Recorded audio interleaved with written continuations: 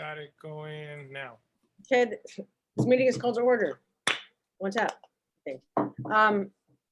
The date is 6:02.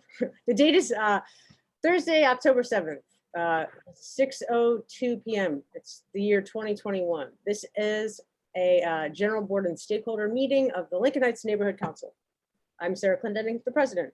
And yeah, so with that, for Secretary Sanchez, could you please do roll call?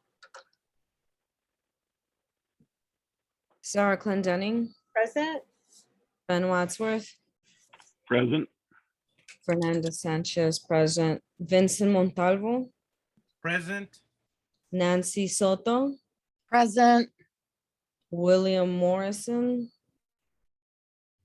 Joanna Irahita, She's won't be here today. Benny Madera, Didia Delizer, Present. Diana Tran, Hello. Richard Larson, Present. Annalee Har, Here. Melanie Shiflett, Here. Vicente Jr., Armida Marufo, Victor Asanedo, Diego Zapata, Here. Gil Arevalo, Here. Richard Ortiz, Steve Lucero, Here. Lina Ruiz, Selena Ortega. Present. That concludes roll call. Okay. Let's see. All right. So yeah, the EVG protocol. So the people who will be more prominent in this meeting, it's me, the president, and then Fernanda Sanchez would be the moderator, and then Vincent Montalvo, sort of the man behind the wheels of steel. That's the EVG protocol, the digital meeting format, Zoom. Let me get my agenda out. Great. Agenda's a little different. I guess, yeah, item 3. Item 3, 4, and 5, we're gonna table to the next meeting. That's the proper way to do it. They're not ready yet. And then item 6, non-agenda public comments, 2 minutes per person. If there's anybody from the public who would like to comment, please press *9 or raise your little hand. Jose Rodriguez. Okay, Jose Rodriguez.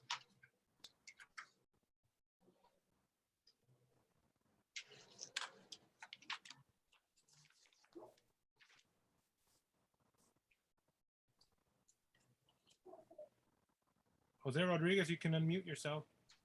Can you hear me? Yes. Great, thank you. So good evening, board. My name is Jose Rodriguez, Deputy District Director with LA City Council Member Gilbert Cedillo. I want to thank Sarah for the invitation to join the board meeting tonight. Usually I've been monitoring the third Thursday of the month meeting, but glad to see that I could attend tonight's meeting. As I mentioned, Sarah, I only will be here till about 6:30 because I have to get to another meeting. Want to really quickly go through these updates and then provide any time for your question and answer on the 2 agenda items you asked me to address the board on. First item is I just want to remind everybody, the board as well as the audience participating, that tomorrow we will have a produce giveaway at the Lincoln Heights building at 3516 North Broadway from 9:30 to 11:30 a.m. I can send that flyer out if you need me to, so that you can post that. We will have another produce giveaway on October 29th at Sacred Heart. And we are inviting the Lincoln Heights Neighborhood Council to join us in identifying a location that we can do together on Friday, November 5th. So November 5th is a hold to do a location that the board decides they want to do it at. You don't have to decide now, but I would ask at least a week in advance. Sarah, I'll wait to hear from you on what the board decides. Okay. The LA County Board of Supervisors has awarded the Bureau of Sanitation just over $18 million for the Lincoln Park Lake Restoration Project. The first round of funding will be received in spring of 2022. During spring of 2022, we will start a robust community outreach program. Based on the input that was received during the prior community meetings, there is concerns from some members of the community about green gentrification, about the introduction of more green trees, more vegetated landscape, medians. So we want to make sure that everyone is able to participate and provide their input. So again, March, April, sometime 2022, you'll start to see the community flyers, and we'll make sure that the board is aware. Update on the Lincoln Heights athletic field. As everyone knows and has been following, the modernization plan did not include the Lincoln Heights athletic field. The bond money only went to the structures of the campus. We are using approximately $2 million of LAPD reinvestment funds to help the athletic field get redone so that the community students that attend that athletic field are able to have a quality athletic field. Also, the Lincoln Heights Recreation Center Prop 68 improvements. We did receive, as mentioned back in 2019, but again, you know, lots happened since 2019, 4.8 million. We are waiting for bids to go out for the improvements in the park. I'm happy to share what those improvements are either now or later, but again, I don't want to take up too much of the board's time and only have 2 minutes. The Champions for Justice mural has been completed at the Albion Riverside Park, AKA Downey Recreation Center for those in the community that still call it that. The mural does depict 6 community justice heroes from Lincoln Heights: Sal Castro, Ruth Vivian Acosta, Robert Ernie Babu Castillo, Leo Santana Cruz, Kenny Washington, and Paola Cristomo. That's the updates I have, and I'm more than happy to answer any questions that you have on the items you asked me to come speak to the board about. All right. Thank you, Jose. Any other public comments? Please press *9 or raise your hand. Okay. 1 second. Jose, you can speak. Please state your name. Hi, my name is Jose Galdames. I'm from the Department of Human Empowerment. Just want to give my brief updates to the board. First off, the Code of Conduct info sessions. There's still 2 sessions left that are going to be upcoming. One is Tuesday, October 19, from 6:30 to 8:30, and then followed by Saturday, November 6th, 1 p.m. to 3 p.m. Again, I encourage board members to attend, provide us your input regarding the proposed amendments in regards to the Code of Conduct policy. If you have any other suggestions or input, please attend those sessions and provide those feedback to the staff. Also, Cornerstone usernames have changed in this past month, so please keep an eye for that. The department did send out notifications to the board, to each board member regarding their new updated username. And also, if you have any issues with logging into Cornerstone, please contact rosters@empowerlate.org so that they're able to assist you in either resetting your Cornerstone credentials or providing you your username if you cannot locate it in your email. One more thing, please keep an eye on your board member trainings. You can go to empowerlate.org/LHNC, which shows the board roster for the Lincoln Heights Neighborhood Council, along with the board board members trainings expiration dates for code of conduct, funding, ethics, and newly added on is the ABLE training, so the anti-bias training that all board members would be able to take. Also, regarding the Module 2, Module 3, so Module 2 is scheduled for October 28th at 6:30 p.m. It will cover NC bylaws, hosting virtual public meetings, public comment, managing meeting disruptions. Module 3 is gonna be scheduled for November 30th at 6:30 p.m. The topics are still to be put together, but we'll provide more information to the board. I suggest board members keep that day open. I welcome you to attend the session. I'll be providing further details along with the RSVP information. Also, there's bylaw amendments. Again, if the board is considering amending its bylaws, please do so as soon as possible. Get into looking at any possible amendments in your bylaws. If the board needs the Word document of the latest approved bylaws, please let me know. I can send that over to the board so the board can do its amendments into it and keep track of the changes so that once approved by the board, it can submit those track changes to the department. Any questions? Again, thank you for your time. Thank you, Zach. Okay, any more public questions or public comments? Got one more. Dodgers win. Please state your name. No, Dodgers win 3-1. That's right.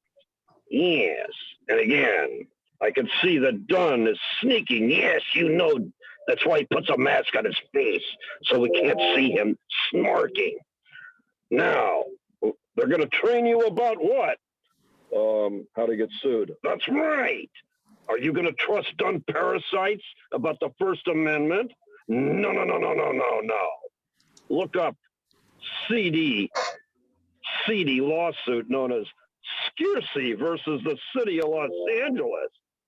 That's where a member is suing the Department of Neighborhood Disempowerment, claiming that they discriminate against people when they speak up for themselves. Really? That's right. Does Dunn provide them with a lawyer if board members get sued individually, even if it's frivolous? Nope. So that'll be part of your training. See, that's going to be part of your training. Dunn's going to talk to you all about it and tell how they don't let his board members. He's going to tell you that, right? Nope. Is he going to tell you about Robert's rules? Nope. Is he going to tell you about the Brown Act? No. They're just going to tell you, I recommend that you do this, and I recommend that you do that. That way, when Dunn gets sued again, you assume the risk. That's what Dunn does. They give you parasites. What you need the board to have its own lawyer, unconflicted counsel from Jacoby and Myers. They do 10 times better. Jacoby and Myers, it's about time that they start representing board members instead of the city attorney and Dunn, because Dunn has their own lawyer. Is that They time? do? Yes, it's called the devil. Yes, they're represented by Satan.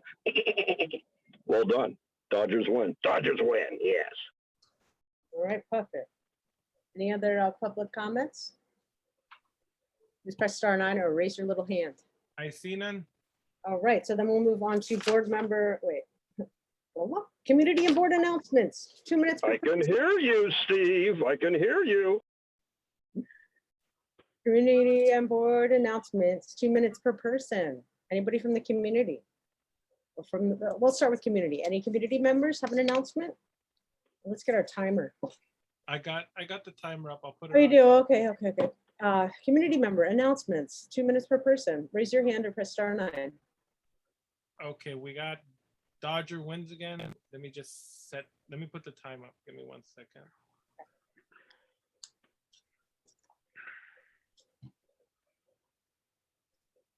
All right. Dodger wins. Okay. Yes, look at the pretty clock. Isn't that nice? Yeah, they do things here a little better than some of the other racist neighborhood councils we go to. Absolutely. That's right. So do you notice that one of your board members, or he calls himself Lucero. I think that's somebody from Dunn. Oh, okay. And an area rep. That's what they call the dung parasites, I believe. Yes. And did you notice he had a little thing in his ear? Now, what kind of people do you know that work in the government that wear an earpiece? They're not my kind of people. No, they're not the kind of people we trust in Lincoln Heights or anywhere. No. And did you notice wearing a mask while he's alone? Now, why do we do that?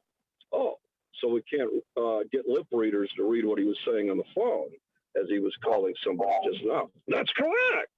You see, this is what Good Puppet does. He teaches your board members basic police and surveillance tactics. And how much is this training costing you? That's right, not a goddamn cent. Yes, that's right. So remember, board members, if you see a very fancy brand new car parked in the red behind your house at 2 o'clock in the morning, and the former deputy mayor gets out of it, remember there's 3 things you have to do. 1, videotape everything. And what's the other 2? Email your attorney. Email your attorney. And pray to God that they leave as soon as possible. No, that's not it. You file a legal claim for harassment and CC it to the U.S. attorney and the grand jury. Oh, that's right. It's harassment. Thank you. Good Puppet. Loyal Dodger fan. All right, thank you, Puppet. Okay, any more public announcements? Press start. I don't see any more in the public. No public? Okay, so any board member announcements? Any Yeah. board announcements? We got board announcement. No, these are not, these are separate from committee announcements, I just want to say. Yeah, this is just for board members announcement for public announcement, right? Yeah, community and board announcements. Okay, so the first one is Richard. I'll start the clock. Okay, Thank you. Is that me? Am I on? Yes. Okay, thank you. Actually, this is not an announcement. I don't know. You kind of glossed over the part where we get to ask Jose Galdames some questions. I heard somebody say that, and then we just moved right on when I had my hand up. So anyway, my questions for Jose Galdames. I saw some designations on the certifications email that was sent out, I think it was today. And one of our board members has no date on ethics. And I think I also saw some former board members and some missing new board members. And I realize it's hard to keep up with all these councils. There's 100 of them roughly. And the only question I have here today for you is on the missing date. What does that mean exactly? Does that mean that the person didn't take the ethics training or didn't certify the ethics, or I don't understand what that means. Could you explain? Thank you. And thank you for being here today.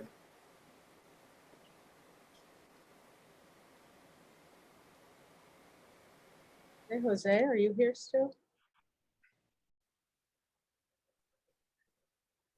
Vince? Do you see Jose? Yeah, it just takes for some reason. Oh, it takes okay, a my while. Thank you. Hi, this is Jose Galdames from the Department of Neighborhood Department.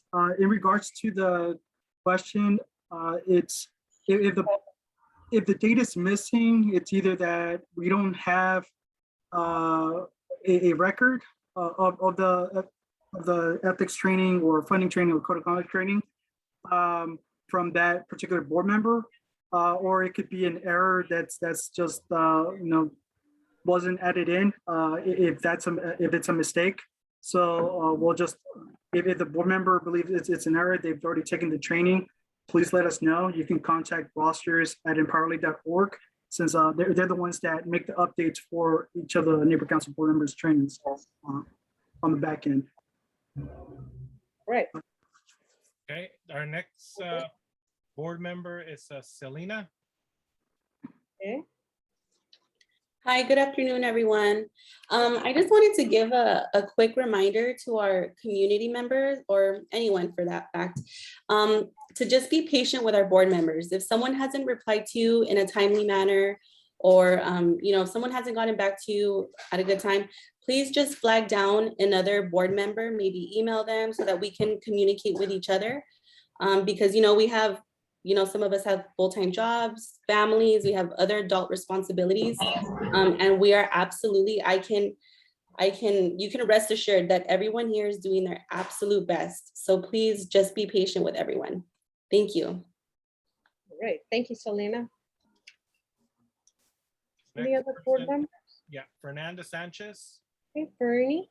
Hi, good afternoon, everyone. Thank you for that, Selena.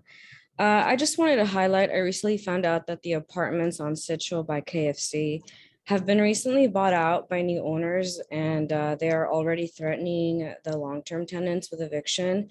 Unfortunately, our CBO Joanna isn't here to provide info on Latu, but I wanted to communicate this to highlight that displacement and gentrification is still very alive and rampant here in Lincoln Heights. And I think it's more important than ever to start canvassing and getting these resources out to our community, or having a committee that's going to focus on this. Thank you. Great, Thank thank you, Fernanda. Our next board member is Deanna. Hi. Sorry.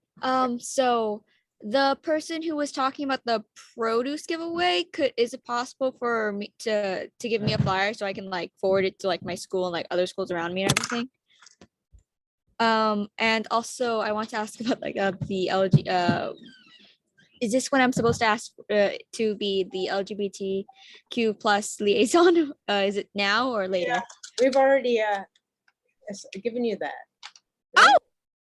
Yeah. Okay. Oh. You would report under committee announcements. So that would be the next. Oh. Uh-huh. Oh, I'm so sorry. So Oh, no. sorry. And yeah, I just like to echo what Fernanda just said. Like one of my classmates, he might have to move to Alabama because his house, I forgot where he lives. It's also in the process of being bought as well. So yeah. All right. Well, thank you, Diana. We'll get you on the next question. Gilbert's next. Jill Aravala. Good evening, everyone. I don't know if this is a proper place to do this, but with my committee, I wanted to have an item on the agenda. I didn't get any response or anything else, so I think it might be appropriate to go into exactly how committees can get items put on the agenda. Vince? Just as you submit them in, we should draft up a protocol for it and get the board to, when we do the bylaws, we should get a document up so that we can give board members and the public, and then maybe also put a due date on it so that people know when we can accept them, so we can properly put them on the executive committee. But normally you send them to the executive committee members, and the executive committee under the bylaw sets the agenda. Right, and then there's a time frame as well Mhm. for the first agenda. So it can't be like on the same day. Or if it is, it has to have a certain amount of time so that they can add it. Yeah. Any other board member announcements? I don't see no more board members' hands up. Okay. So we move on to committee announcements. So we'll just do a rundown here. Executive committee announcements. God, I don't know if I have any announcements. Yeah, the anti-bias training we have to do by November. I know that. Let's see, we'll move on to the next committee. Parade committee. That would be Annalee and Richard. Hello. Hey. Hey. So yeah, there's just a little bit of stuff going on with other people pulling permits that used to be on the council. So just working out those kinks right now. Okay. Yeah. Yeah. All right. So, yeah, and I know Richard's not here right now, but we did chat yesterday and today, and thinking about trying to get something together for Halloween, like a trunk trick or treat type of a thing in one of the parking lots. So that is something that we're going to be working on very fast because clearly we're already in October, but yeah. Yeah, it's good. Yeah, see what we can do. Work best under pressure. All right. Thank you. And then next we'll move on to Programs and Services Committee. That will be Gil and Victor. Victor's not here today. So Gil? Yes, how you doing?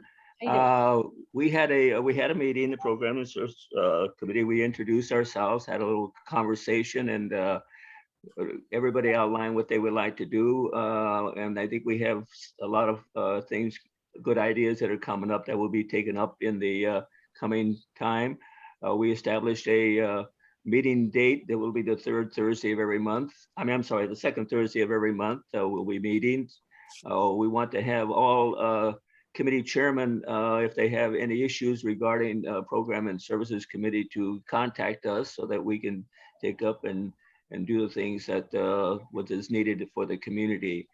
I know there was a lot of things about cleanups, and we want to establish some sort of routine to have cleanups throughout the neighborhood council. So we'll be contacting committee chairmen and so that we can establish some sort of routine on cleanups.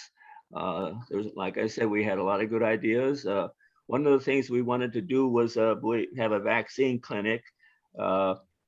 However, I found out that that is an event, and therefore it has to have an event paperwork done, which has to be submitted to the city clerks 30 days in advance of the event.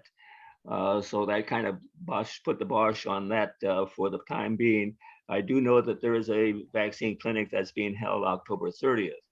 And in looking into the vaccine clinic, I was kind of astounded that there are, along with Rite Aid and some other community services organizations that do have give vaccination on a regular basis. And I was very, very much surprised that I thought that I was, thinking about Lincoln Heights, and I found out that Lincoln Heights has had 75% of the people are vaccinated in Lincoln Heights, and that's very, very good. I was really, really surprised. So that is not something on my, I think going to be a priority right now. I think it's under control, and there are other service organizations that are putting on vaccine clinics. Thank you very much. Thank you, Gil. Thank you, Gil. Okay, now we'll move to Outreach Committee. That would be Nancy and Annalee. Nancy Soto. Hi. Hey. Hi. Let's see. We haven't met yet, or since I've joined the committee. Okay. So I don't have anything for you, but thank you for your time. I think like we're updating the website and stuff like that. I think that's something that's on the horizon, right? Okay. That's under outreach. Oh yeah, so I've been in contact with our webmaster. So yeah, I will touch base with Nancy, and I guess I had mentioned the Halloween thing, which was also part of, that's more outreach. But since you mentioned Richard, because of the parade, I talked about it then. So that's included in the outreach, and I will be in touch with Nancy about that. I'll shoot an email after this meeting, and then hopefully in the next couple of days we can get a meeting, the first meeting with Nancy on there. Okay, thank you. Vince, I have a question. Since Jose Rodriguez is here, should we bounce to the item and then bounce back to this? We can. I know he's pressed for time. Yeah, we can go back to the announcements after. Yeah, we could move to item B. Yeah, if he's pressed for time, let's. I think we should do it. If there's no objection on the board. Okay. No objection. Anybody object? All right. So move to item B. Discussion on and possible action on letter to CD1 and City Attorney regarding the eviction of Lincoln Heights Neighborhood Council from their city offices at 3516 North Broadway. Yeah, by CD1. Presentation by community members in CD1. If anybody wants to I guess make a motion first, I guess, before I talk. I'd like to make a motion to approve the letter to CD1 for our wrongful eviction from our office space. I second. Okay, so yeah, so this office space, we were Just recently to trying, make a point, Selena Ortega second the motion. okay, yes, Selena and you. Yeah, Lincoln Heights Neighborhood Council has had this space for quite a while. There was apparently an incident in April where somebody allowed unauthorized filming to happen in the space. And I guess it was seen as an abuse of privileges. So we were, kicked off the lease or evicted, I guess, from the space, but I guess nobody was notified until just the past 2 weeks when we inquired about getting the keys, obtaining access. Anyway, the supporting documents can be found on our website. We have the lease going back to like 1981 actually on the space, and then there's a letter. Yes. Should we have Jose Rodriguez respond to it? Sure, yeah. Okay, Jose, I muted you.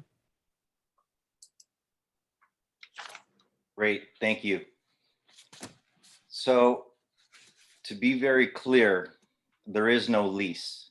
While I understand that you, the neighborhood council,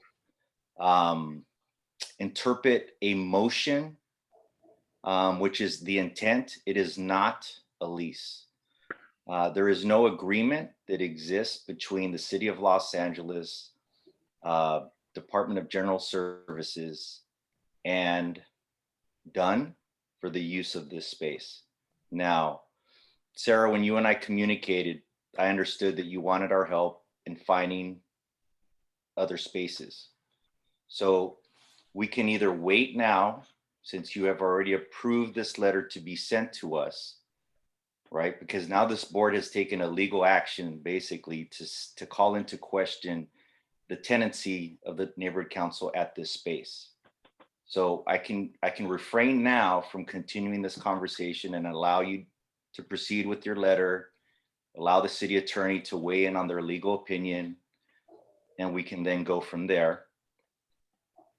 Or you can have me work with the neighborhood council on finding alternative locations, or we can explore creating a lease for the neighborhood council at this space. Either way, for a lease to occur at this space, we would need to introduce a motion that specifically asks for the Department of General Services to work with Dunn to create an agreement for the use of this space and the terms for that space.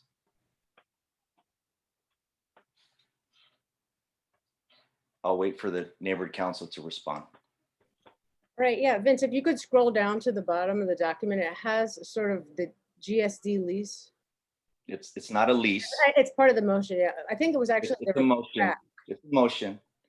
But I if you want time to discuss I guess you've already voted on the action, so. Vince, scroll down a little more. We haven't voted yet. We have a motion on the All right. table. There's no action. Okay. Request for, okay, keep going. Oh, yeah, all right. That was from the mayor. That's an analysis, report back from the city. Well, I think when I look at the document and I look at the options that Jose has given us, even to question it within the city attorney means that our existence there was either illegal, but condoned by a city council member, and that we were a free floating lease. And I would question even our autonomy as a neighborhood council on whether that lease became a month-to-month, because in some ways it sounds like Cedillo is calling us a squatter in a place where we had maybe not written permission, but we had permission. And I think that's something that I think we should push, because the other option is to find somewhere else. And then the third option was to try to work on a lease. I think that we have to ask the question, how did we get there in the first place? why were we removed? And if we are removed because of someone's negative action, why hasn't the city pressed any charges towards the person that committed that infraction? Because when I look at the state or the stand that the city councilman Cedillo is making, it makes me think about, okay, it's okay not to prosecute the person for making this action that was illegal, that violated what? If we didn't have a lease, what did it violate? That's another point that we have to look at from a legal perspective. What did it violate that now we can't be there? And if it was such a egregious thing that he violated, why didn't Cedillo go after and prosecute if it was a crime? Or even if it was a ticket? But to turn it onto us, the neighborhood council, and say, no, but you get punished. I think that's exactly what we have to do in November when we take the bias training. To me, this is a bias situation. You're punishing one, but you're not punishing the other, and we didn't even commit the crime. Yeah.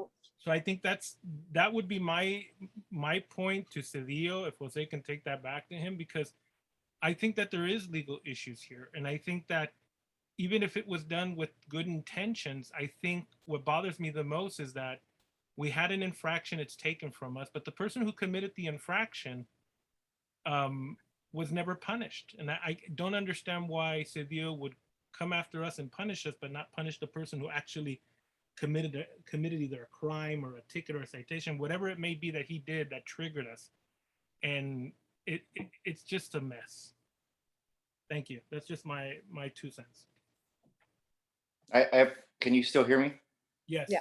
Okay, I appreciate that. I think that was very well said. It's definitely something that I am pondering. But again, that's an action for the board to decide. If you decide to pursue the letter, we'll work with the city attorney. By all means, if the city attorney determines that, as you mentioned, that there is a basis and that this action was wrong, we'll be the first ones to admit that and correct that in action. Can I ask you just one more thing, Jose? In Sure. good faith with the city councilman, if we took it to the city attorney to determine, and like you said, you guys are open and be the first to admit, what we wouldn't like, what we see in other council districts, and we're hoping that Cedillo's is different, is that they would still work with us to find a place in the event that it was found maybe indifferent or not. Because I think that the bridging between the councilman and the neighborhood council is very important, as by charter design, we're the first to Cedillo's office. So I think if we have that in good understanding, that I think we should ask the city attorney just to make it clear, but also, keep in good standing with the city councilman. No, there's no ill feelings here. And I've, expressed to Sarah that there is a need and an importance for us to work together. As I've always said to everybody that I work with, we're not going to agree on everything. We're not going to be able to work on everything. But I think that there are many things that we can work on together, that we should work on together. All right. Are there any other board members with any comments? If not, we should take it to the public. I see hands in the public. Okay, any public comments on this item? One sec. Hold on. Melanie? Oh, board member. We have a couple board members there. Okay. Hi, thanks for being here, Jose. I just want to make a quick comment. I don't even think it's a question, but it can't help but feel like this is the new council being penalized. I don't know if I'm the only one that feels that way, but I feel like we just haven't been looked kindly upon by CD1 in general, even during us running for these seats, and then losing access to this office space just felt very convenient is a way to, again, penalize the new council and not give us a place to meet. I'd love to hear you say that it's not. It sounds like that's what you are saying, but I just wanted to verbalize that. Sure. If I will respond if that's possible. I think the timing is obviously, the incident occurred in April, the election occurred in April. But again, as I've said previously, you know, if we're wrong and it needs to be corrected, it will be corrected. Thank you, Jose. Benny? Benny? Yeah, can you hear me? Yep. Yeah. It's just frustrating and demoralizing that this is taking place because, I mean, this is a city building. We are the city, the neighborhood council is. We're the city entity in Lincoln Heights.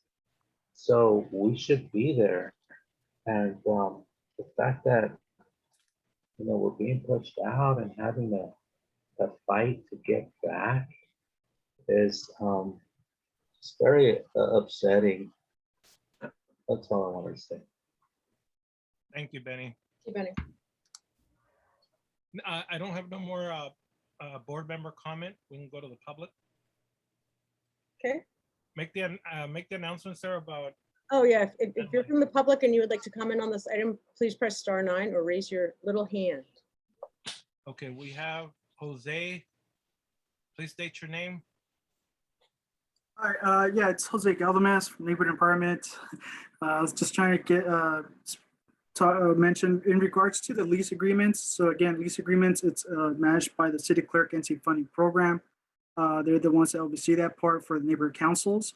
Also, when checking with the city clerk, they found no records of a lease agreement for Lincoln Heights and office space. So again, as a way, you know, the city clerk will like to make sure if the neighbor council doesn't have a lease agreement to then just work on having a lease agreement. If there's a possibility for having a shared space lease agreement with the CD1 office, and that's a possibility that can be worked. Or, you know, if finding a new location, then working with the landlord and such and going through the process that's indicated in the NC funding policy and guidelines. Thank you. Our next one is Dodger Wins. Dodger Wins? Yes, and I brought a special guest, ladies and gentlemen, former CD7 Councilman Felipe Fuentes. Hey, go ahead. Yes. Yeah. I did something just like this. I used to be on the council. I represented the Foothill Trails and the Sunland Tahunga NC, and I did the same thing Gil did. I threw out my neighborhood council right out in the goddamn fucking street and locked them out of the building. And then you know what happened? No, what happened, former council member? A bunch of shit got dug up, and I had to resign before my first term expired. And then I moved up to Sacramento. Now I'm a lobbyist, or am I cooperating with the FBI? I don't know. Well, maybe you're doing both. Yes. So in other words, this has happened before. See, because when a council member takes and fucks a neighborhood council in an asshole like this and just throws them out in the fucking street, that's a bad thing, isn't it? It's a terrible thing. Yes, and of course, since Dunn is here, I know that Dunn is gonna pay for a land use attorney, and they're gonna give the neighborhood council its own independent legal opinion from a land use expert what the rights and responsibilities are of the neighborhood council, right? Okay. Thank you. And there you go. Ladies and gentlemen, special guest. I have another special guest, Jose Huizar. Hey.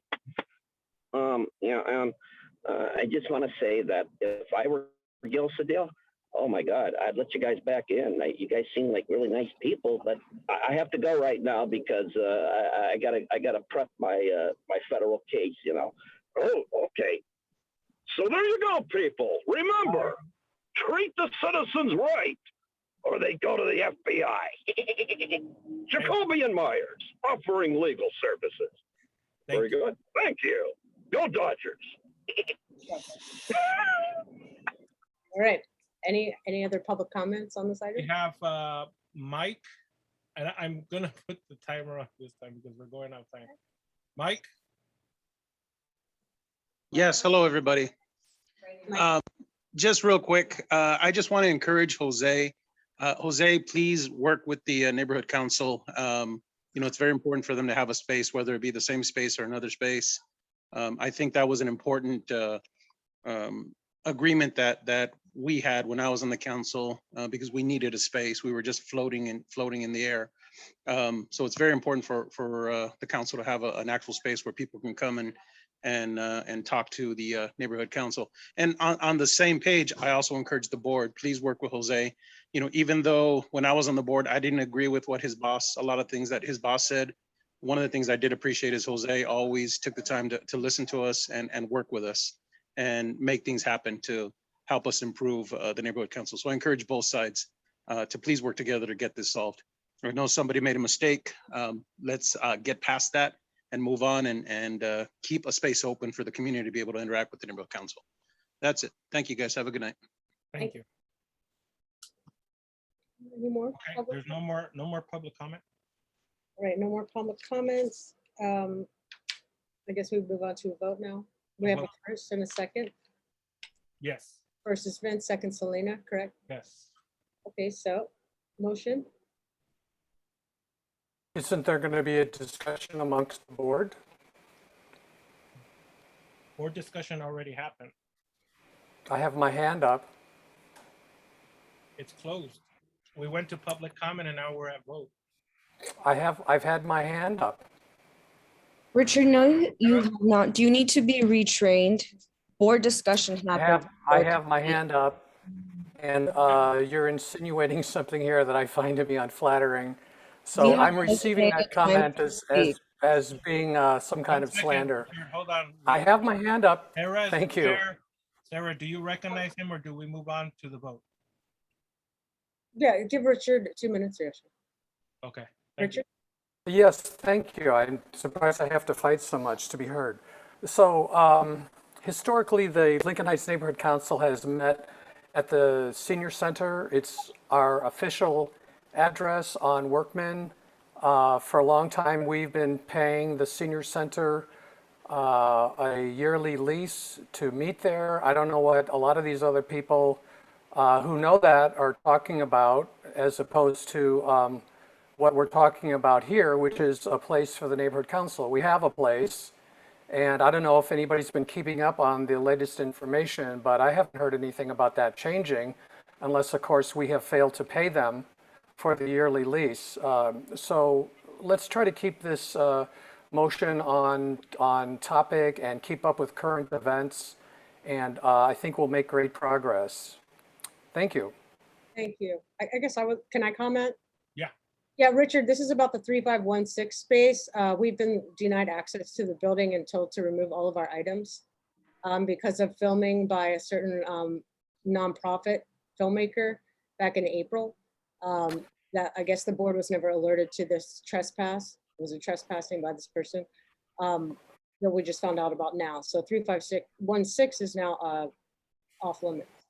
Sure, yes, but the conversations we've heard today regarded a place and that the council was evicted, and all that is incorrect, inaccurate, and should be noted. We have a place and we have an address according to the department, and we've had that place and that address for years and years, and I'm just saying that to state that the council was evicted is not true. I don't know what was being discussed or motioned here. Thank you very much. The senior center can just be rented. We can rent at any senior center or whatever, even Hazard Park, CD14. We go through CD14, but just the 351 space. I guess somebody. It's not big enough to hold our community. And are you suggesting that we go to CD14 to hold our council meetings? We hold our council meetings at a place we rent. This is for the office that we use. And have been using. Then why are people saying about having a place for the council? That's inaccurate. That shouldn't be appearing in our statements or in our agendas or anything like that. That's completely false. When we were trying to get a PO box, right? You were saying, "Well, we have 3516. It's our offices forever. It's secure." That's the address for the city planning documents. That's not for what purposes you're talking about in terms of holding meetings and all this other stuff. It's just, It's not for me to it's just not accurate. It's just like pluck. So in any case, let's take it to a vote. We have a first, a second, so motion to approve, Vince. Ernie, Sarah Clendenning, So the motion, we'll repeat it to approve the letter to the city attorney, yes? yeah, the motion is to approve the letter as written to the city attorney, CC Gil Cedillo, on the property, give me 1 second, at 3516 North Broadway. Yes, And Selena already seconded the motion. okay. Next person. Bernie, Ben Wadsworth,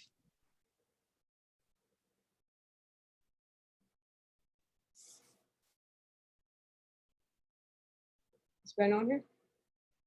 Ben, yeah, Fernandez Ben's here. Sanchez. Motion to approve, yes. Vincent, Yes.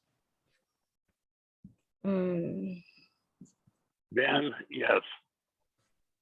Nancy, Yes. Benny, Yes. Didia, No. Diana, Yeah. Annalee, Yes. Richard, Melanie, No. Melanie, Yes. Yes. Diego, Yes.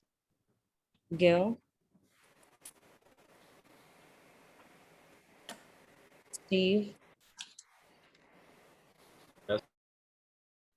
Selena. Yes.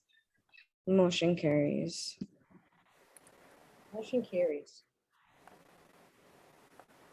Would you mind reading the results?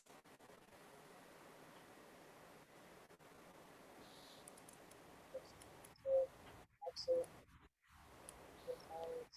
Absent. Rico absent. Quasimodo absent. Barbara present.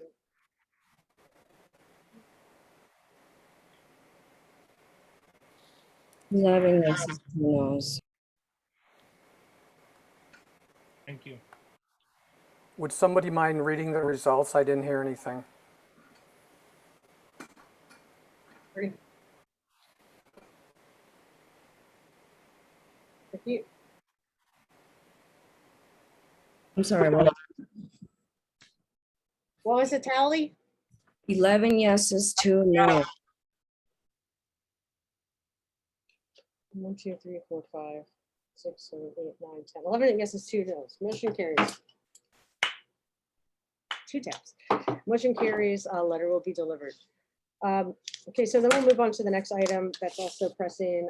C, discussion and possible action on letter and community impact statement regarding CF 180629 Naud Street, 1716 to 1756 North Spring Street, / 1715 to 1749 North Naud Street, street vacation, revocable permit, R permit. Letter regarding quality of life issues resulting from raves at Naud and Spring Street. Nuisance noise that exceeds legal decibel limit affecting Lincoln Heights residents. Presentation by community members and CD1. Okay, we have presentations. Who is presenting? Vicky. Okay, we're starting with Vicky and then the city. Sure, yeah, let's start with Vicky and then the city. Mhm. Okay. Hello, Vicky. Yeah, I'm here. Hello. Okay. Thank you guys for having this. So since about 2017, maybe 2018, there's been different raves, different weekend raves that have occurred at Naud Street, 1756 Naud Street. Some put on by Insomniac as a promoter, some put on by other venues. And the music basically carries into the neighborhood where, you know, even if you shut your doors and shut your windows, we're across from the river. So the area 7, area 6 of Lincoln Heights from the neighborhood council is really impacted by the music. And it starts early in the day and carries all the way into late at night. We have reached out to the promoter for Insomniac to work on sound mitigation, and he was very willing to work with us, but you can't completely get rid of all the sound. And while that's one promoter with a permit, there are other promoters using the space. I want to say last weekend there was another rave all weekend, and you could hear that completely in our houses. I'm not sure which promoter that was. I need to reach back out to the police commission lieutenant and ask who was using that space.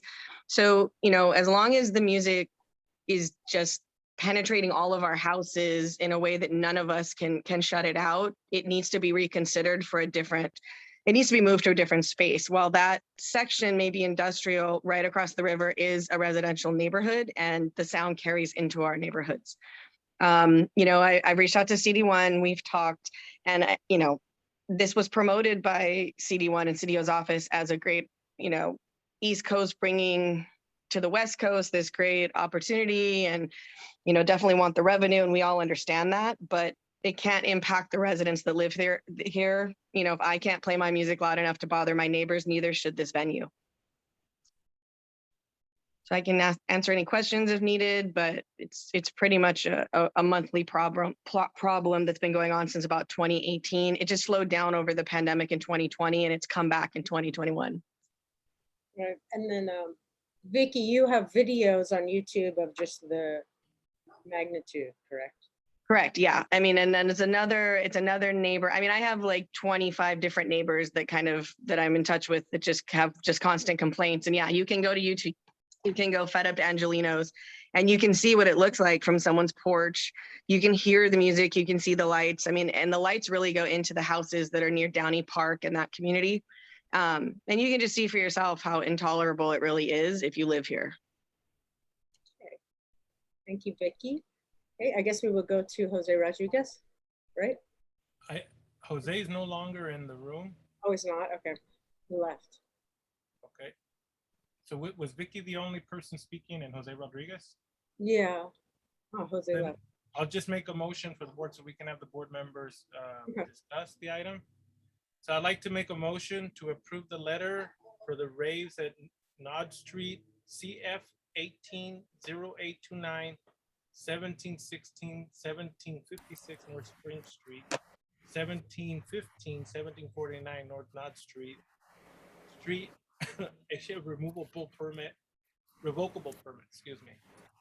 This is. Second that. I'll second. Okay. We got a second. So board member comments. Okay. Let me see who the first one is. Steve. Yeah, just to confirm, as Rep 6, I can definitely hear the music when they have their raves from where I am from my home. So just to vocalize that. Thank you, Steve. Richard? Yes, hello. So my question was that, you know, with most of these, you know, entities, it's definitely a problem, and I understand that's an ongoing problem, and I support your complaint, but asking about the revocation of a permit, they must have a process. So what is it? Is there a process for complaints with the LAPD, or who is the entity who issues the permit? You know, aren't they supposed to respond to some process of hearings or something? You know, there must be other complaints associated with this entity if this is happening. Anyway, do you have any information on that? I have a supplementary file called Naud Street Vacations and another one called Rave Motions. This would be under Naud Street Vacations, but people attempted for years to get this vacation on Naud Street. Naud Street is a public street that was cut off and enclosed within a sort of rave-like setting. It's called a project. It's a CD1 project that has to do with the CASP. So this motion for the ARM permit, it's issued through, I believe, Council District 1. But you can look at the documents. It's called Naud Street Vacations. It's a PDF. Okay, but I was just thinking, since Vicky is here and since she's been complaining about this since 2017, 2018, And I was just wondering if there was a process. I'm just saying there's usually a process. I know the LAPD has a process, and I'm understanding that there's probably processes with these things. I'm just wondering where we are along that road. In other words, I'm asking Vicky, what do you see as the official signpost, the process that that has been undergone? Or are you just saying that you've complained endlessly and nothing has happened and there is no process? So I'd like to hear from Vicky on that, if you don't mind. Yeah, thank you, Richard. So we finally were able to get to the police commission who approves these permits. It's not CD1 that approves it. CD1 passed a motion to sort of recognize the venue and kind of like promote it, but the police commission has to approve each event. And when we spoke to the police commissioner, the lieutenant, he was kind of surprised that they hadn't heard complaints prior, but it really was just a matter of getting the complaints to them. And essentially what their process is to try to work with the promoter to mitigate the sound. And then if it's not mitigated, essentially they will not renew the permit for that promoter for the next event, potentially. But that's not a guarantee. And we have to work with each promoter. So Insomniac puts on the very loud weekend raves with all of the lights. And then there's a different promoter, obviously, that did it last weekend because that was not Insomniac. So the issue really is how do we as a community constantly keep track of the permits? The public doesn't have a say in the permit process. We really get to complain after the fact, and that seems kind of unfair. And the lieutenant suggested that I talk to the local neighborhood council about reaching out and advocating for the community. So the police commissioner, the lieutenant, Wyman, he directed us back to the neighborhood council. Okay, thanks a lot, Vicky. That's much more understandable in terms of what you've done on it, and it gives me some reason to vote for what you're talking about. I have no more hands raised. Sarah, for the board member comment. Any public comments regarding this item? Please raise your hand or press *9. Okay, Mike. Mike? Yeah, hi guys. I just wanted to reinforce what Vicky said. And also as a reminder, we actually, as the neighborhood council, did submit a letter just before the pandemic regarding this whole issue to CD1 and to LAPD, requesting that they provide LAPD has a sound unit that comes out with sound meters to the neighborhoods, requesting that LAPD actually bring their units out to the community to actually do sound checks to verify that what we're telling them. Unfortunately, LAPD tells me that their meters are broken, so they can't do it at this time. But this is an issue that the neighborhood council had already agreed, and we voted on a letter to be sent to LAPD and CD1 to help us mitigate this whole issue. And I'll give you one thing. I like the way you guys have written the letter to try to revoke the permits, but I'm also not against having events there because they're good for the community in some ways. They just can't impact the community in a negative way. And to give you an example, in West LA, one time, location I was working, there was a lot of noise, construction noise, and as part of the agreement, because it was impacting an apartment building next door, they actually built a 20-foot wall that had a bunch of sound deadening carpets that stopped all the noise from coming and impacting the apartments. So I wouldn't have a problem with if we do have to have it, maybe putting some type of stipulation that they have to provide sound deadening to prevent the impact to the neighborhood. Thank you very much, guys. Thank you, Mike. Yeah. Any other public comments? We press *9 or we have Dodger Win. Dodger Win. Can you tell them? Oh man, I'm gonna get in trouble with Gil for this. Oh my God, no. Come on, do it. They're nice people. All right. Okay, I'm gonna get in trouble for this. I know it. Okay. Police permit review panel. That's who issues the permit. Ryan Duckett, Esquire, President of the Commission. you go to them and you seek to revoke their permit or do an on-site investigation. If it goes there, they have to investigate it, write back a report for CID, and then they'll hold a hearing. Really? So you mean that all this time they've been fucking bullshitting these people?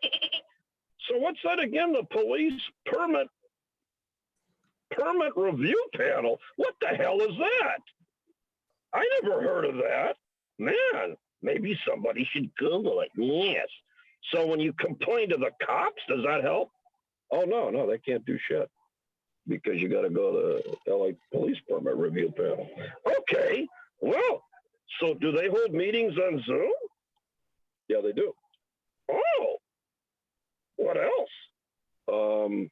Somebody's filing a bar complaint against the president of the commission. No kidding, no shit. Wow, this sounds more exciting than this meeting, and this meeting's exciting. So again, people, remember, when you want to take the law, don't take it into your own hands. Take it to the Los Angeles Police Permit Review Panel. Then they're going to have to fucking investigate. And as far as your equipment not working, well, all I can say is that's good for developers. Now we're going to play some rave music.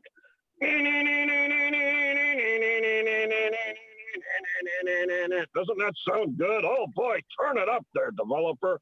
And again, as a side note, of course, it's a great place to pick up chicks. Well, so that was in the motion, I think, right? Yeah, the Gil can go down there, maybe pick up some chicks. Who knows? Yes, that's right. And of course, nobody takes drugs at raves that are illegal. Oh no, we've never seen that before, right? Nope, never. That's right. Because what else are people doing at these raves? Urinating, taking drugs, getting high, getting drunk, and listening to music that would break your eardrums sober. Time.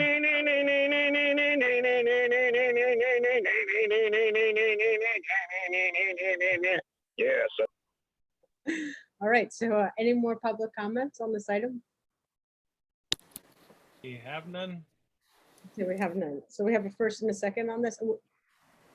Yes, we do. Okay, we'll take it for a vote. Fernie? Sarah Clendenning, Yes. Ben, Fernanda, no. Chente, Yes. Nancy, Yes. Benny, Yes. Didia, Yes. Diana, Yeah. Richard, Yes. Annalee, Yes. Melanie, Yes. Diego, Yes. Gil, Steve, Yes. Selena, Yes. motion carries 12 yes, 1 no. I didn't hear my name called. Ben, Yes. 13 yes, 1 no. Okay, motion carries 13 yes, 1 no. Tap, tap. Letter will be delivered about the raves. All right, so now we're gonna bounce back for a second in our little time machine to, well, maybe we'll just keep going because we'll go back to the presenters. So, yeah, let's just head to D because we have a presenter for this. DTSC update, an announcement regarding Avenue 34 soil testing, 141 West Avenue 34, 90031. Presentation by Jessica Swan of DTSC. We have the newest RAW, R-A-W, it's a plan for, yeah, it's the plan, just came out today. So it's a supplementary document on our website. Oh, it's a presentation, right? Yeah, so is Jessica still on here? Yes, I'll unmute Oh, her. cool. Hello, Jessica. Hello, everyone. Good evening. Jessica. Again, thank you so much for inviting me. I am the public participation specialist for the Department of Toxic Substances Control and the point of contact for the Avenue 34 project. Sarah Clendenning had invited me to give sort of a general project update for you guys this evening. So in early September, we sent out a community update, and that included the community survey. This was sent to a radius mailing list, which included approximately a quarter-mile radius around the site. It also included state and local elected officials and a list of interested parties that I developed, which included your organization, other community organizations, schools, religious organizations in the area. We also developed an email list of stakeholders and distributed this to them as well. The survey will officially close tomorrow, October 8th. So if you have not completed it, please do so. We encourage you to encourage your community members to complete it as well. Please only complete one survey or please only complete it once. If there's multiple people in your household, that's perfectly fine. Go ahead and each one of them can fill it out, obviously. Again, closes tomorrow. So if you haven't, please do complete that. A work notice was sent out in late August, and that discussed the work that commenced late August through mid-September.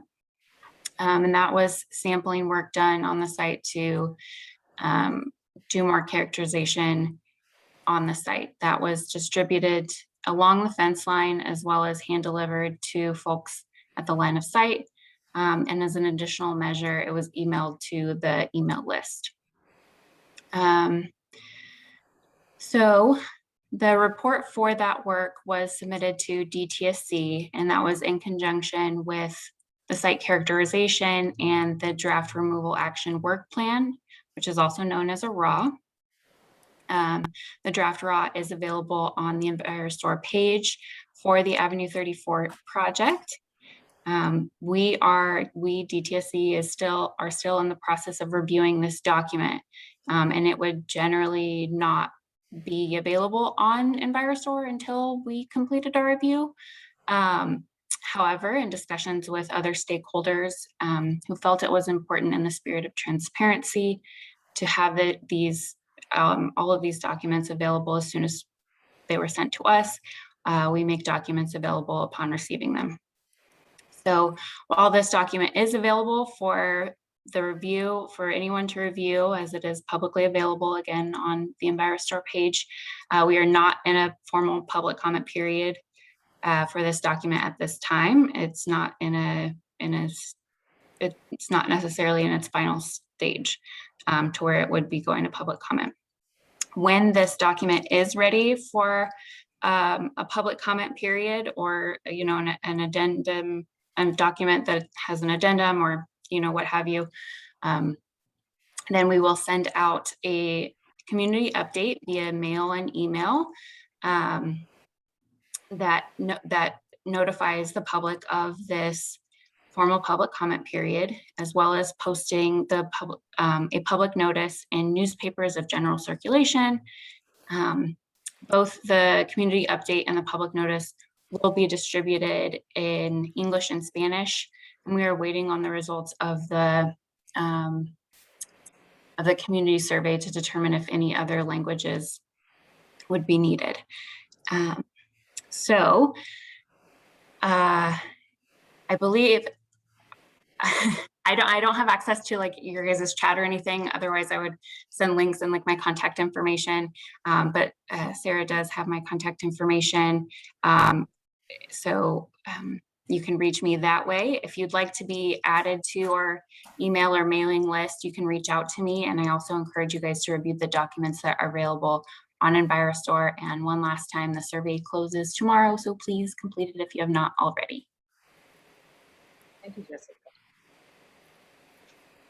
Wait, do we have any board member questions for Jessica?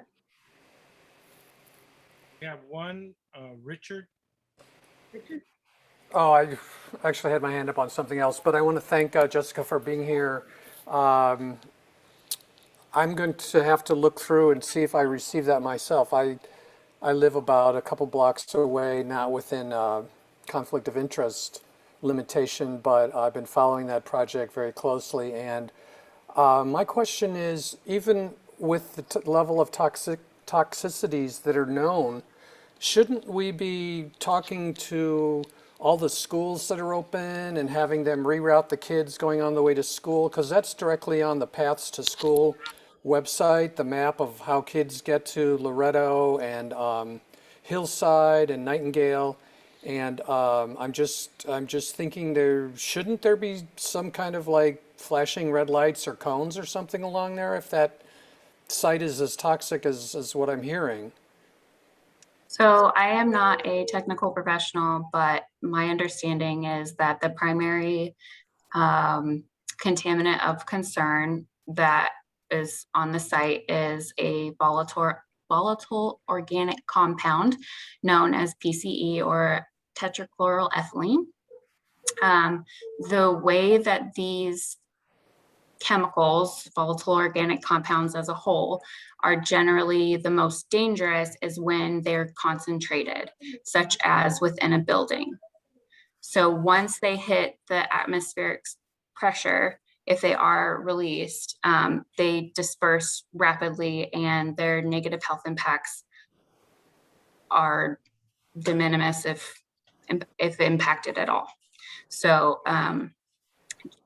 again, it's when it's concentrated, such as within a building. So like for future residents, that would cause an issue. And that is why a mitigated or a remedial action is being suggested with the RAW. But as far as like walking by the site, you know, the site is fully fenced. So it's not like people are going to be able to enter the site to encounter other contaminants such as the metals that were found. And again, with the VOCs, again, it's my understanding as a non-technical professional that the way that they work is when they hit the atmosphere, they are, their health effects are no longer an issue because they're not concentrated. Yeah, I read this phase 2 report and some of the other supporting the geological reports, and it appears that so the new borings, they did a lot of borings within the actual warehouse there on the north western side of the property, and the borings came back positive for the highest PCE levels. Like they're all under that building, under the cement, under the kind of capped part. Or I wouldn't say it's capped, but yeah, so we're still waiting to hear back on the mitigation plan. Yeah, but I encourage everybody to read this new report. It's on EnviroStore, or we have sort of a black and white version on our website here as a supporting document. Got Melanie has her hand up. No? Hi, thank you for being here tonight. It's great to have you. I live close to the site, as most of us do. I have been instructed by someone that I know that has worked closely with the city and the county health department and DTSC. Their advice to me as a mother with 3 children under the age of 6 who do walk past this site and who do go to school locally to avoid the area. You know, I'm not saying this as a professional, obviously, but this is advice that I've gotten from a professional. So I don't know. I think there's some weight to what Richard has suggested. I know that I get what you're saying regarding the concentration and once it hits, you know, the outside, but we also don't know. I don't really trust the developer enough to know that they're not doing something that may release some of these chemicals in a way that wouldn't be safe for the surrounding neighborhood, you know, kind of under the radar as they have been doing, just like the same way that they cut down all the trees before they should have. Like, what else are they doing, you know, behind our backs or under the cover of night? Anyways, just some thoughts. Thank you, Mel. Any other board member questions? And I just wanted to add on what Melanie was saying, is that, you know, DTSC does not have a good record in the state. Everyone remembers Exide and the disaster there, and there's some disasters near the ocean where they also failed to protect the public's health, safety, and welfare. Now, it's not always the state, because the state waives the right to the city to self-determine its planning. That's why we have crooked planning that allows a developer to pick their own environmental people, which that's like asking the wolf to take care of the hen house, right? And we're leaving our health, safety, and welfare up to these people that obviously are driven by profit over people. And that's what I think we have to worry about the most, and why sometimes I come so hard on DTSC, because while I understand the politics being played behind it, that doesn't excuse anybody, you know, for leaving the public, which you're supposed to be protecting it, regardless of any MOU or any type of understanding. The state's position should be in there to right away look at those chemicals. We have Prop 65 that defines some of these chemicals as carcinogenic. And it's just amazing how every DTS answers the same. Like, you know, we think there's nothing to gauge, so you can't guesstimate. That's the biggest problem that we have there. They love to guesstimate. And there's no gauge to tell us how much gas is really coming out and how much it'll affect the kids, and short-term and long-term effects. So my other thing was with the survey, this is the first time I'm hearing it. And Sarah, I'm wondering if they plan to extend it to give people more time, because I'm on the email list. I've never received an email with that survey. I think that's an important survey to get out to the public more. The board, the council put it out as an email Oh, okay. a couple days ago, but yeah, I guess one of the things we were wondering when it comes to the health, safety, and welfare of the children, you know, there's an elementary school right across the street, Hillside Elementary. Has DTSC sent the community survey to the parents and children of that school? Is a question for Jessica. So if the parents live within the radius, they would have received it. We also sent it to LAUSD officials and the principal of Hillside and Loretto. Okay. And Nightingale, Florence Nightingale. I don't know if you could disclose, but have you received responses from those? I mean, is there a way to make sure that the people got the surveys, or? I wouldn't be able to disclose any personal respondents. So we have 1 day, so people can't respond to the survey after the 8th, correct? Are you asking for an extension? We're just wondering if it's definitive, or. I mean, so we could do like proper outreach, just, you know, just in case. So yes, you're asking for an extension? Yes. Yeah. Okay. Yeah, sure. Sure. Let me get with my supervisor and we can discuss the length of that extension and how to go about distributing that information. Okay, thank you. We have 2 people in the public, Sarah. Okay, public comments. Raise your hand or press *9. This is Michael Hayden. Michael Hayden, hey. Hi, can you guys hear me? Yes. Great. Hi, Jessica. I know I spoke with you like last week about this, with some of these questions about how widely the survey was distributed. And I just wanted to follow up on the question that Sarah just posed about the schools. And you answered that any parents who lived within the radius of what you sent it, maybe you could just clarify what that radius is. Is it something like a quarter mile? That's what it is. Correct. Okay, so that's a very, very small radius. But in fact, there's you know, hundreds of children who spend all day in that building 5 days a week, maybe more. potentially as much time as they spend in their own homes. Doesn't it make sense to distribute the survey and information to all the parents of all the children? There may not be anybody whose parents live within that quarter-mile radius who goes to the school, potentially. In which case, no parents of the students at these schools are aware. So that would be incumbent upon LASD or the school district, or not the school district, the principal of that school to distribute, because we can't necessarily ask them for those records. Those are confidential. So that is why we kind of rely on community partnerships to get this information out.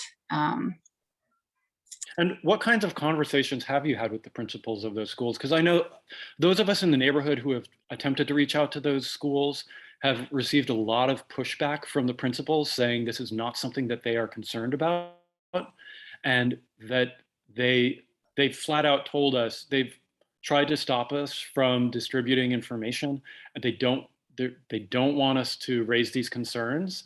And so if, as I understand from what you've said, that the notification have only gone to these principals who don't want to have this conversation, how likely is it that that information is being distributed to the people at these schools who are most affected? And that's one question. I have another one, but I'll let you answer that one first. I cannot force another human being to engage on our behalf, and I cannot create a mailing list from information that I don't have access to. So I hear what you're saying, and I would love to have the opportunity to reach these folks. And if you have other ways, if you know parent organizations at those schools, or other individuals who would be able to reach parent organizations, I'd be more than happy to contact them. But I can't directly distribute to a list that I can't create. Okay, and so that basically confirms that that you have not reached out to the people at the schools. And the other question I have is that, the recent testing that was just conducted in the past few weeks and results were just released a couple days ago showed that the concentrations are more than 2.5 times higher than what the previous testing had showed. And in the report, it says that current concentrations in those buildings on that property are something like the estimated air concentration that it would expose people to is something like 40,000 times higher than what this screening limit is supposed to be. Before it was something like 18,000, and with these new numbers, it raises it significantly. Lots of us in the neighborhood who, especially those of us who live on this block directly across the street, and of course, with a lot of concern for the school also, really feel like testing should be extending certainly to Hillside Elementary School and also to other areas off-site. Does DTSC have any plans to do off-site testing? We're still reviewing the document at this time, and you're more than welcome to make those comments. Thank you. We have some board members that picked their hands up. Diego? Diego? Hi, so I most certainly would not lean on the principals and do not blame Jessica if there was not much outreach done on behalf of those schools, simply because I'm positive that those principals are more concerned about retaining their student populations and not making parents freak out with the incredibly low enrollment that a lot of our public schools are facing right now. I think that it is up to our neighborhood council and Safe Avenue 34 to do canvassing and do that outreach, because otherwise it's not going to happen. I think we have to meet together and figure out how we can canvass. We also definitely need to generate materials in Mandarin and Cantonese, because I know a lot of parents don't speak English or Spanish as well in that general area. So I'd be happy to lead that or support that engagement going forward. Diego, too, if you have any suggestions on people that I can reach out to, community leaders or these parent organizations, I'd be happy to do that work. That is literally my job. So, you know, we can kind of work on this on both ends. Thank you, Jessica. Will do.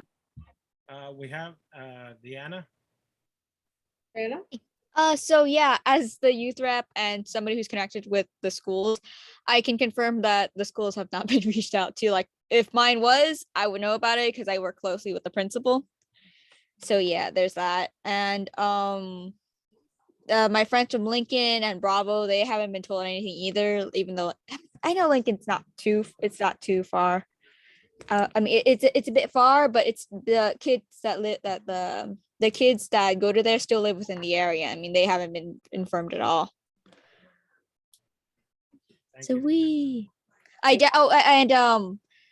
Diego, I suggest that you print out stuff in Vietnamese too, because I'm Vietnamese and I know there are lots of other families in Vietnamese that speak Vietnamese and they don't know Mandarin or Cantonese. Yes, absolutely. Thank you, Diana. Okay, we got Selena. No, thank you. Elena? Hi, so I guess my question is, as a board, or maybe it's for Michael or for anyone on the board, if anyone has any suggestions, like how can we go about maybe starting the outreach for this? Because I really do feel like it's critical information.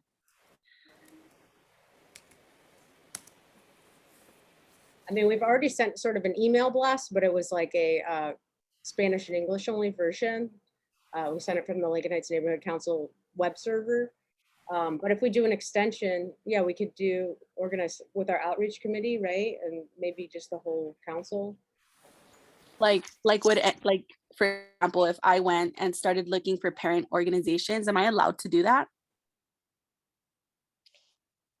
Or is there someone who would be assigned to that kind of task? I mean, you're the government relations committee chair.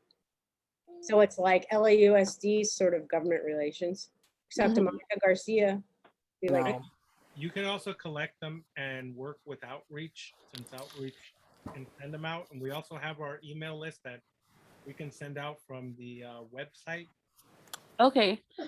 Okay, so then now that it's been mentioned, I'll go ahead and start something like that. Thank you. Melanie, I don't know if your hand's up and I didn't put it down. You know, it's still up, but there's others who haven't spoke. So if you want to call Gil or Fernanda up, I'd prefer that. I don't want to take up time. Okay, Gilbert. Yes, thank you very much. There's one I don't get about the not being able to get with the principals and everything else like that, but there is an organization which I was involved in quite a while when my kids were growing up, and that's the PTA, Parent and Teachers Association. And we took up things that were the school and the school board and everything else like that was didn't want to have hands off. But we were quite active in that, and that's just another organization that we might want to reach out to. Yes, if you have any like contact information for the PTA at any of the schools in the area, you can forward that. I would really appreciate it. Okay, our next one is Fernanda. Hi, thank you. So yeah, the issue is that there's a highly contaminated site by elementary schools and something needs to be done about that. That absolutely needs to be mitigated. It doesn't sound like principals or schools have been contacted, which is not surprising. There's been such a lack of accountability throughout the Avenue 34 project. I absolutely agree with Diego that the neighborhood council needs to step in to inform our community because clearly no one else will. Thank you. thank you, Bernie. Any other board member comments or questions? Melanie, I think it was Melanie. She had her hand up. Yeah, thanks. Diego, I'm glad you brought up what you did about the principals and wanting to retain student population, especially for a school like Hillside who struggles with that already. So I don't think the onus should be on the principals to do that work because I empathize with their position. And I agree that the neighborhood council needs to take, you know, a community outreach role in this, but I have a problem with DTSC kind of being like, I don't know. Do you guys have any people we should reach out to? Like DTSC has endless resources and employees. It's strange to me that something so important, and it's the mission of DTSC to protect the community, to protect the environment, for the answer to be, you know, have you done this outreach? No, who should we reach out to? I think that's unacceptable. I'd like to see more action done by TTSC. The only reason I knew about the survey was because of Michael Henry Hayden. Sent out an email to his contacts. And I live right next to the site. I didn't get a flyer, I didn't get an email, I didn't get anything. And I have young children who go to school here. So it doesn't, I don't know why I wasn't contacted, but I would like to see more action from DTSC moving forward. Thank you, Melanie. I absolutely agree. Okay, we got Anna Lee Harris. Oh, I just wanted to,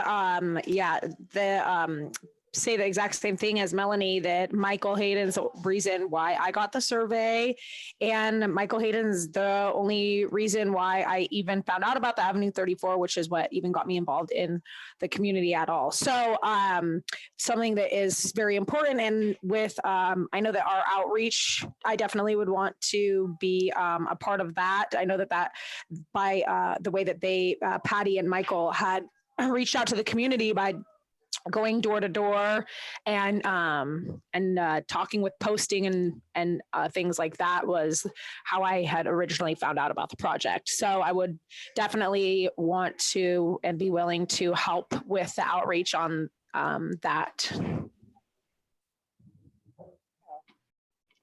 That's all.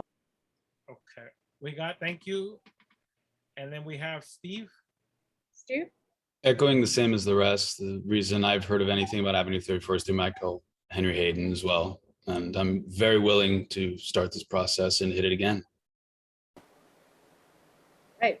Thank you, Steve. Any other board member comments? We don't have any more. Okay, any public comments on this item? We got Mike.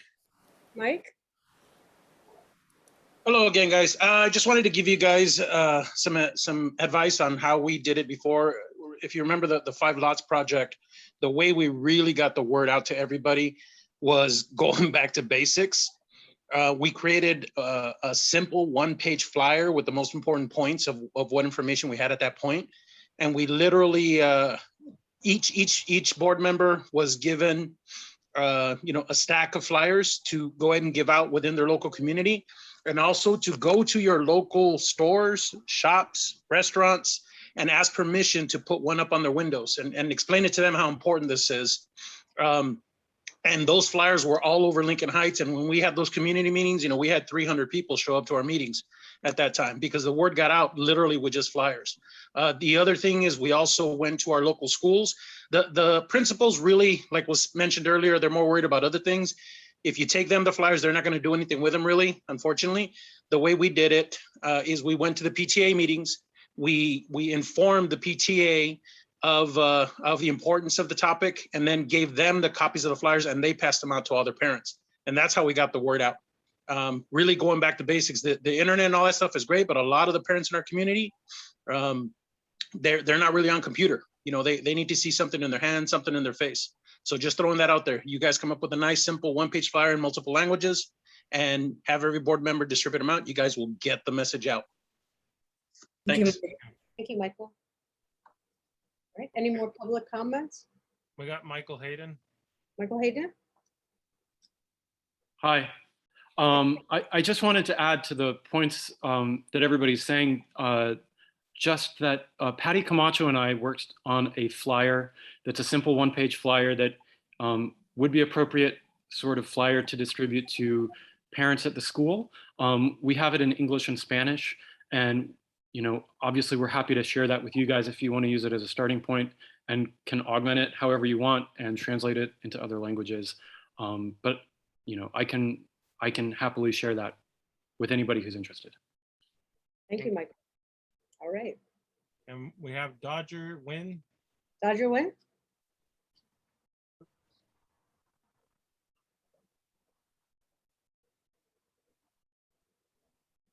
Unmute me, asshole. I did. Stop it. Ow! Yes, okay. All right. I'm sorry. I'm an animal. I'm a little slow. Yeah, so, well, what do we have here? The Department of Toxic Substances, huh? And they're here for the community. Then why was there a lack of transparency? What do you mean? Well, when somebody asked the real question, somebody said it's confidential. So, what are they doing here? Is the city just using this to limit their future liability for cleanup? Is that what it is? Because before all of this happened, of course, and by the way, this is very timely for Monday, which will be Indigenous Peoples Day. These white scumbag developers came onto your land, your pristine land, and built all their shit and dumped it and walked away with the money, yes. And what did they leave you with? They left you with PCBs. They left you with rotting oil deposits. They left you with toxic substances. And they said, okay, send your kids to school next to it. And of course you do. Would you try to demand that the county bus your children to the Malibu School District while you do a cleanup? Well, of course not, no. Name one toxic waste dump in any school in Malibu. None. Right. Now, how come they don't have toxic dumps? They build a lot of stuff there. Rich and white. Right. And then the same with Beverly Hills. They wouldn't put up with it either. No. So they put it in the poorer communities so that people live less longer because there's more welfare takers. Reduce the population. Take away life expectancy by about 8 to 10 years. Put in shots in your arms so you get blood clots so you don't reach the age of 65 to collect your Social Security. But that will be for another day when Goat Puppet will talk more about that. Yeah, really? Yeah, that's right. Yes. Again, I don't like this. Goat Puppet moves for an immediate cleanup of all toxic dumps. Second. Yes, that's. Thank you. Thank you. All right. Any more public comments on this item? We don't have any more? No? Okay, this isn't an action item, so, well, I guess we'll have to reconvene. There isn't an action on this item. So No, we just move on to the next. we're gonna move to the next one. Okay, so we'll just move on to the next community impact statement, and we'll bounce back to the other previous things. Item E, discussion and possible action on letter and community impact statement regarding CF 210576 El Pueblo de Los Angeles Historic Monument 1871 Anti-Chinese Massacre / Memorial. Presentation by community members. So Who in the community is doing the presentation? oh, well, is Cedia here? Yes. Yeah. Oh, hey, Julia and Paul, right? Hey. Right. Hi. So we don't need a, should we have a motion first, Vince? Yeah, I'd like to make the motion to approve the letter for CF 210576 El Pueblo de Los Angeles Historical Monument, the 1871 Anti-Chinese Massacre Memorial. I second it. Deanna seconds. Presentation time. Presentation. Thank you. So I've asked my husband, Paul Greenstein, who's a Los Angeles historian, to give us a little bit of background on what happened. I'm also aware that Diana has written a paper about the anti-Chinese massacre, and so I hope that she'll contribute to the discussion as well. Oh, I don't have it on me though. Sorry. It's all right. Well, we can let Paul start and just give us a brief background on what happened, because 1871 was a long time ago. Yep, 150 years, coming in about 2.5 weeks. I'll try and make it very brief, but somebody want to say something? Oh, wait, what's our time, Vince, on the presentation? Less and less all the time. Less and less with every question. For 3 minutes, I can put it on. Oh, we'll just go. Okay, well, I'm going to be very brief anyway. the background of it was that essentially two Tong leaders in Los Angeles, and the background on it goes so deep in so many different places. I'm not even going to get into that. I'm just going to start about halfway through. Two Tong leaders were after each other. One hired gunmen from San Francisco to come down and shoot the first one. When that did happen, there was a lot of notice that there was going to be a big gunfight in Chinatown that day. One of the gunmen was shot and died in the street. The noise attracted a policeman, Jesus Bilderain, who was hanging out at a bar around the corner. He hopped on his horse, ran over there, broke up the gunfight, saw the dying man on the street, and started to chase some of the gunmen into one of the buildings. They literally trapped him in the building and shot him. He came outside, blew his whistle. That attracted more people. And one of the people who came and got involved was a guy named Bob Thompson, who was a very well-known bartender and a kind of a local favorite rancher. He went to one of the doorways, leaned and started shooting. The people inside the building, the Chinese gunman, shot back and killed him. When the word got out to people that Bob Thompson had been killed, a large crowd of pretty much a cross-section of Los Angeles society, ne'er-do-wells, important business people, Anglos, Germans, French, Mexicans, Californians, what have you, everybody gathered around. That turned into a big mob. The mob attacked a lot of the people in the Chinese buildings at the time, none of whom were anywhere associated with the gunfight. Paul has 1 more minute of time because the timer accidentally was just on 2 minutes. Yeah.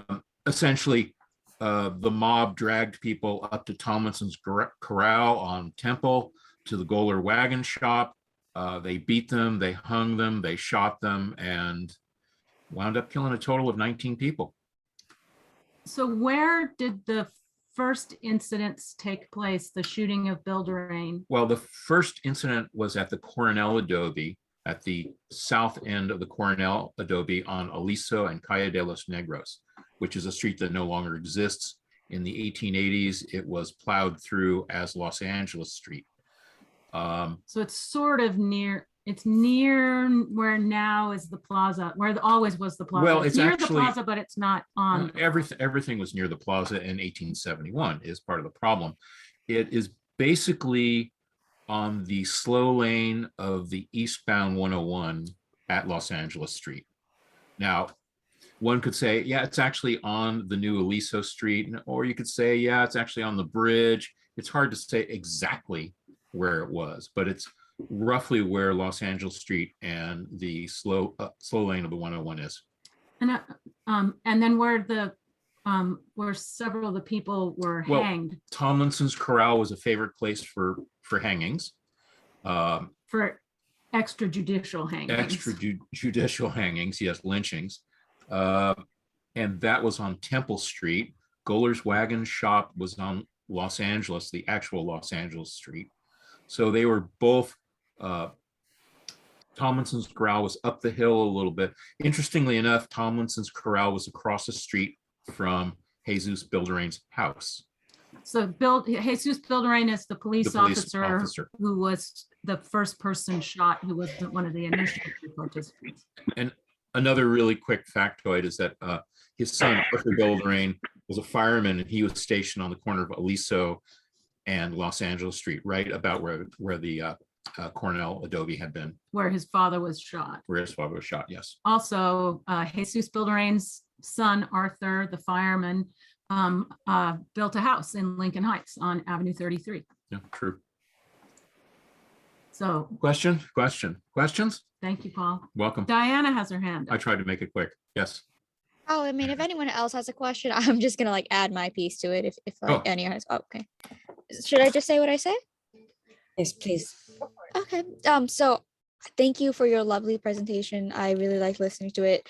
It reminded me of the research I did for my paper. I even had to go to the library to look up like old records and all that stuff. But yeah, so the memorial would be very important because it okay, so as an Asian person, I'm not Chinese, but I'm Vietnamese. But as an Asian person, I faced racism from the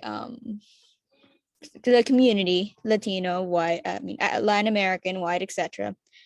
And I think that the Asian community is really glossed over, especially due to the language barriers, because a lot of the stuff I see, it's only translated in Spanish, you know, and I mean, there's so many other languages out there.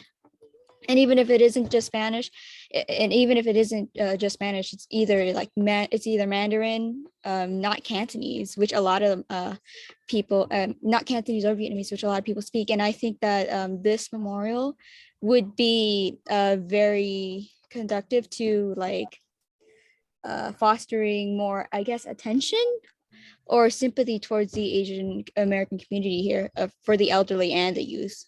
Because I know there are a lot of Asian youth, my friends included, that don't really know a lot about this country, about this neighbor, about Chinatown or like Lincoln Heights ties to like, you know, Asians back then. Okay, I'm done. Thanks. Thank you. Yeah. Thank you for sharing, Diana. Is there any other board member comment? I don't see any, Sarah. Okay, any public comments?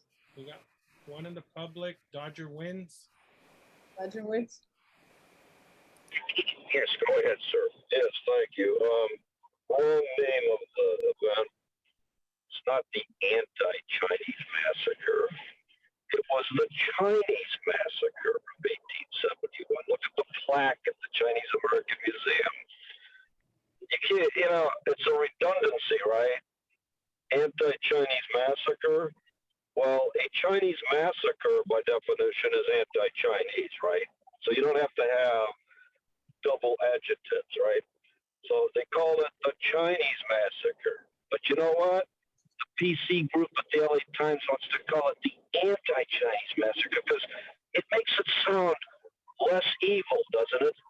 Because if you put it up there that it was a Chinese massacre, well, everybody's going to go, whoa, holy shit. What the fuck is a Chinese massacre? So what happened was, two guys were fighting over a woman. Typical. What's changed, right? So there was a shootout, and by standard, a white guy got shot. So then, you know, everybody got mad, everybody ran, so they took them all out, and, you know, 18 people got hanged, right? And LAPD, what did they do? What did the cops do? The judges, right? They let all the murderers get the fuck away with everything, right? They had some trouble. So this, see, the biggest lesson here is Chinatown, right? The movie. Watch the movie Chinatown. You know, remember where he says at the end of the movie, "Hey, Jake, it's only Chinatown." This is a perfect monument to the corruption of the city. The city just fucks everybody going back to 1871, right? But let's call it what it is. It ain't, it's not it's a Chinese massacre, all right? Because nobody calls it the anti-Chinese massacre. It's a Chinese massacre. So, Thank you, Puppet. yeah. Any other public comments on this item? We don't have no more public comment. Okay, so we'll just take it for a vote now. Do we have a first and a second? Yeah. I motioned. Oh, sorry. And Deanna second. Okay. See. Okay, so we'll do a roll call. We'll do a vote. Fernanda. Sarah, Yes. Ben, Yes. Fernanda, yes. Chente, Yes. Nancy, Yes. Benny, Didia, I had understood that we were going to be able to discuss some of the specific language, so I'll abstain. Oh. Should we? It's too late to change it. Vince? We can go back to. Can we do a motion to amend it? Well, they can make friendly amendments to it, but we'd have to take notes because if it's approved the way it's amended, it would have to go out that way. Okay, so could we quickly amend it? You're el presidente.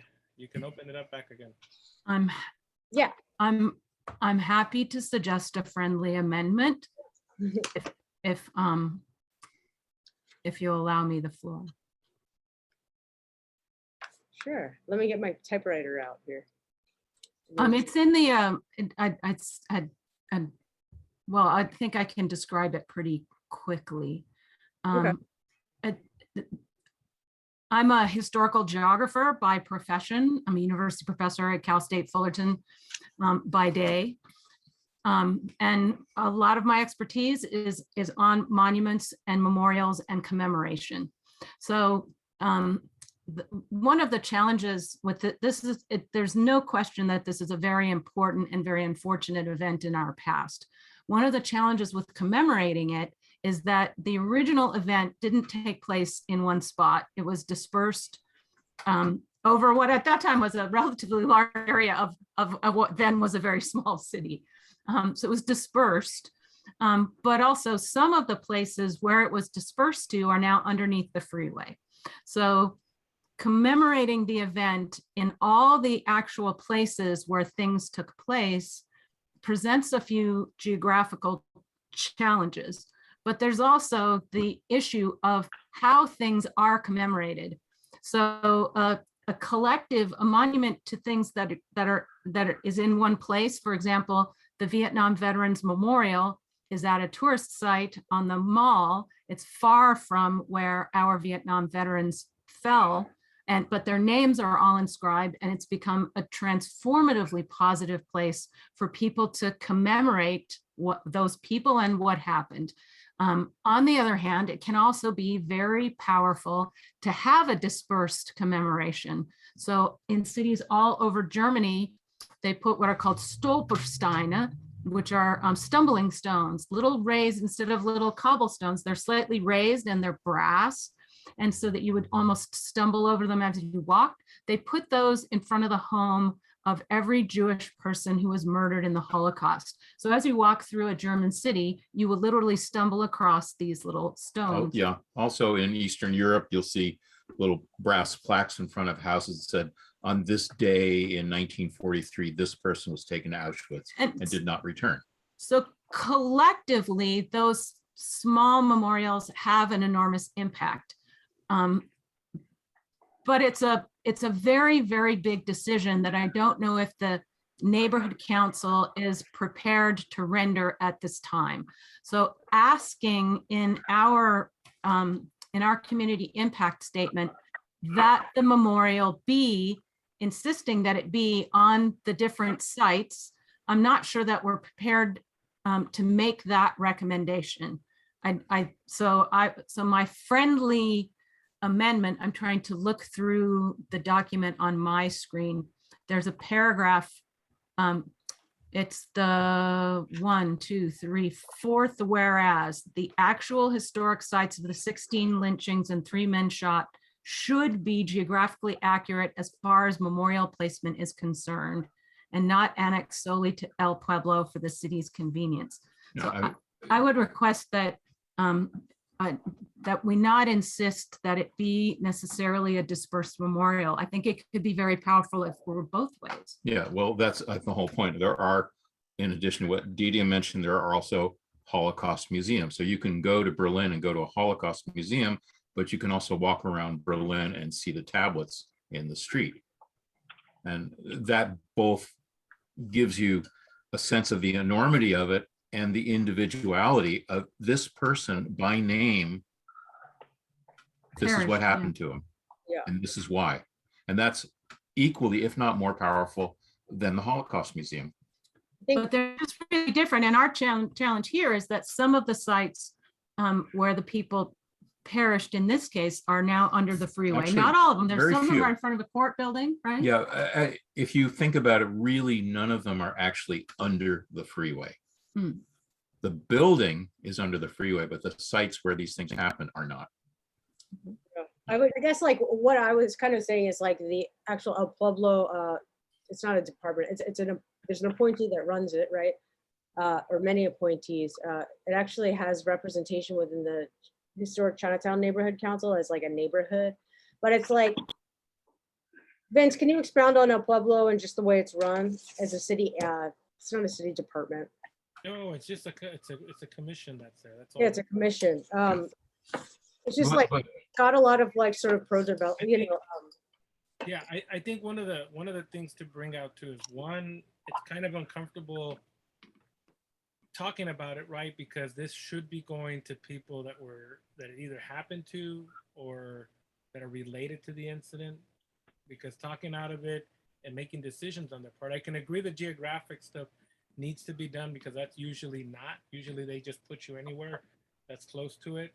And that if it signifies certain areas or multiple areas, like they're saying the building's under the freeway, but there are multiple spots where these things happened at, I think we can add that in there without encroaching on what type of monument they should have. I really think that that's, you know, if there are any descendants of the massacres, which I don't know. I don't know too much about. I know about it, but I don't know too much about the detail. And usually monuments should be with them in mind or with Chinese descendants, right? At least on the majority of the panel to figure it out. Okay, so there's a fundamental challenge in this case, since I think there were mostly young people who were killed and they did not yet have children. I'm not a scholar of that incident, but tracking them down has is a very important thing to attempt to do. I don't know that it's the neighborhood council's job. I think the other issue, so I would welcome a friendly amendment that revises the text to suggest that the monument could be both dispersed and centralized, because I think both can be really, really powerful. They're just powerful in really different ways. To suggest that it be created by the residents of Chinatown, I think that it include the input of the residents of Chinatown is very important, but major monuments and memorials are often done by competitions among artists and evaluated by panels that include community members and include stakeholder and community input. So I think that allowing a full process would be really important in order to get a really important commemoration of this incident. So I would welcome an alteration to those two sentences in that. I think I said it was the fourth whereas. Yeah. If I may put some 2 cents in. Muted. No.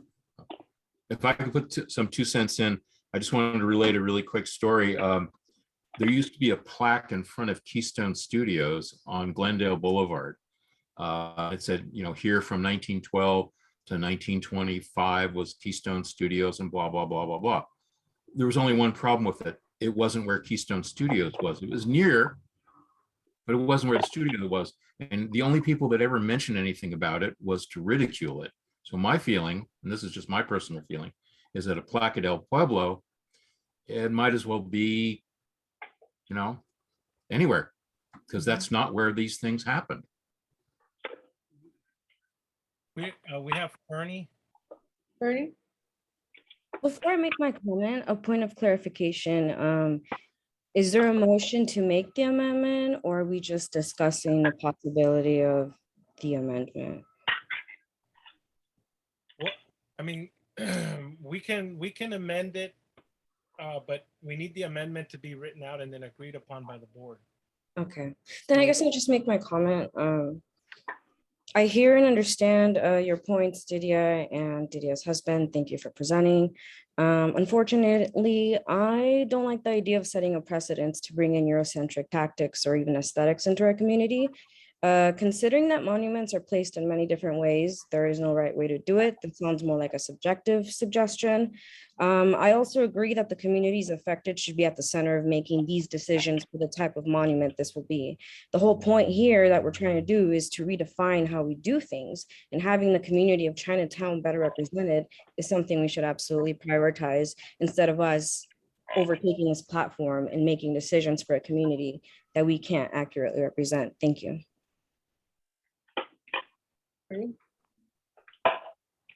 So, Sarah, right now the amendments are on the table on whether we want to accept them or not. And so Okay. I think, you know, we could take a vote on it, or we can vote as amended and have the letter approved.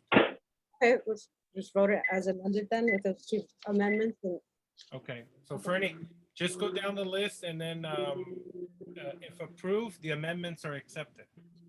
Right, so just to reiterate, right now we're voting on if we are accepting the amendment. No, right now we're voting on that. We're voting on the letter and accepting the amendment.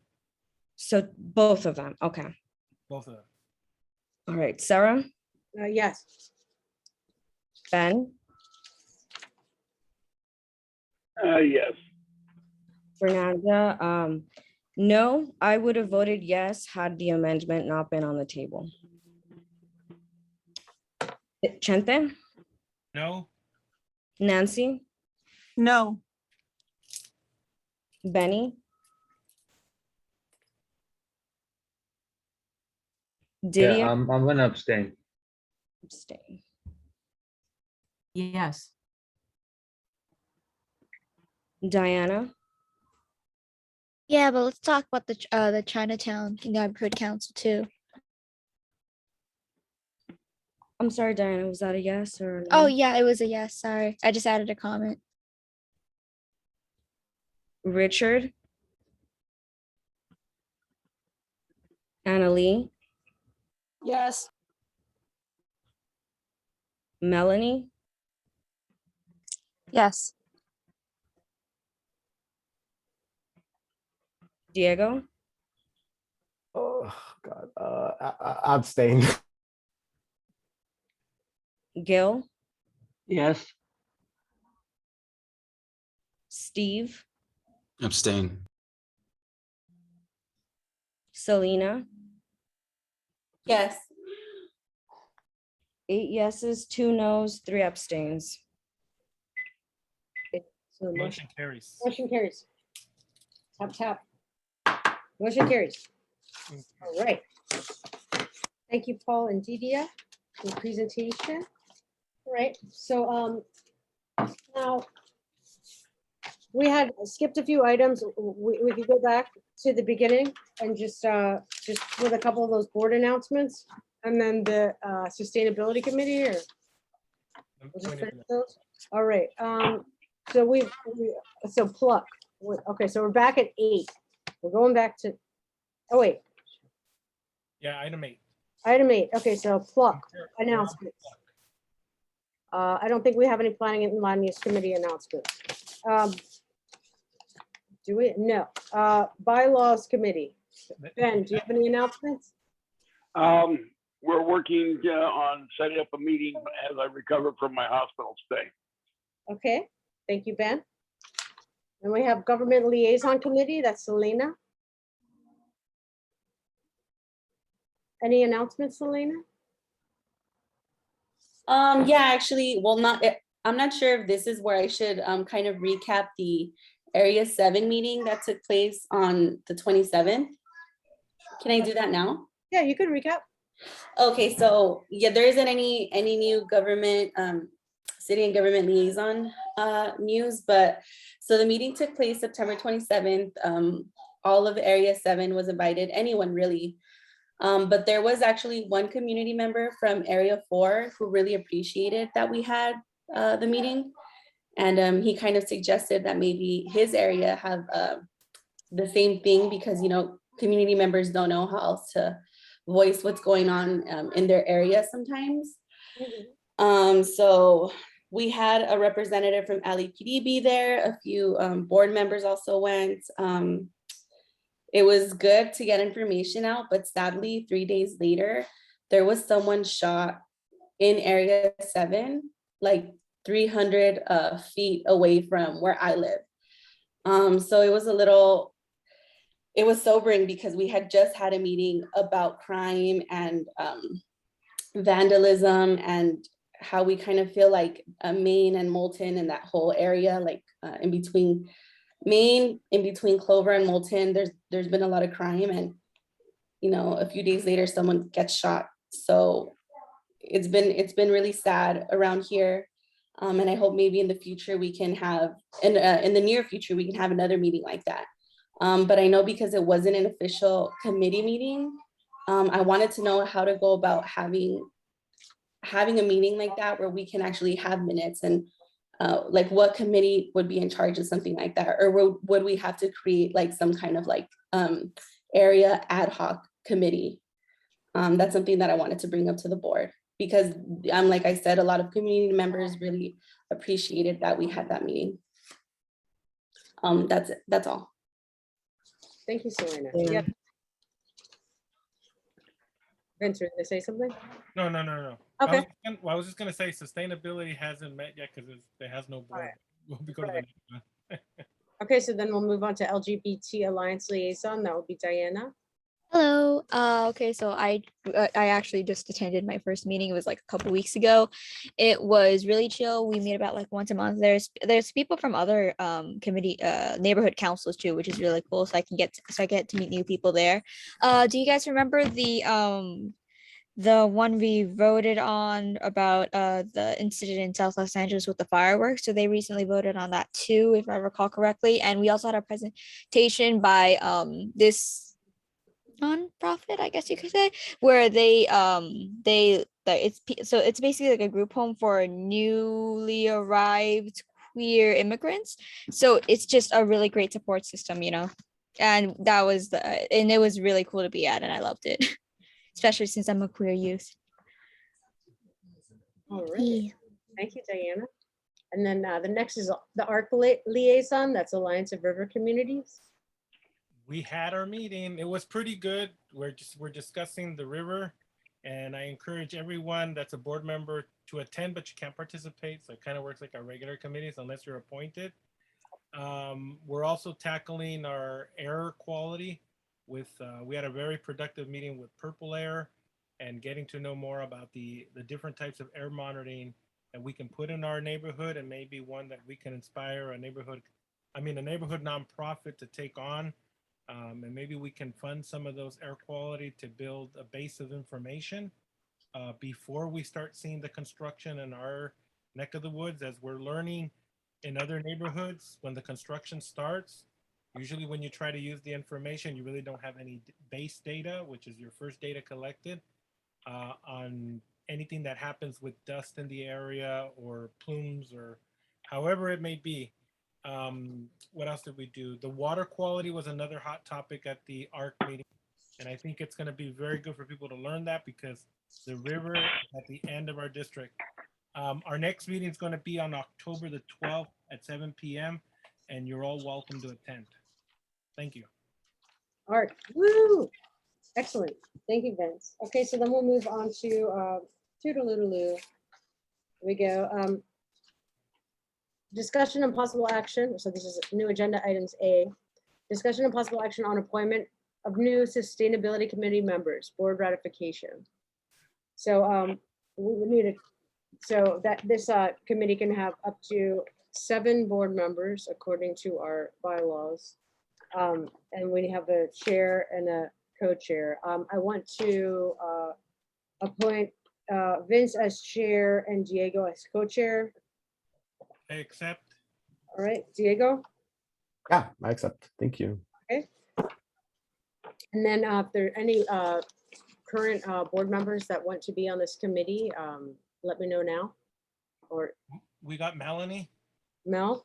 Okay, so Vince, Diego, Mel. I don't know if she had her hand up. Yeah, I did. I want to be on it. I just hope we change the name. Yeah. Should we just decide now?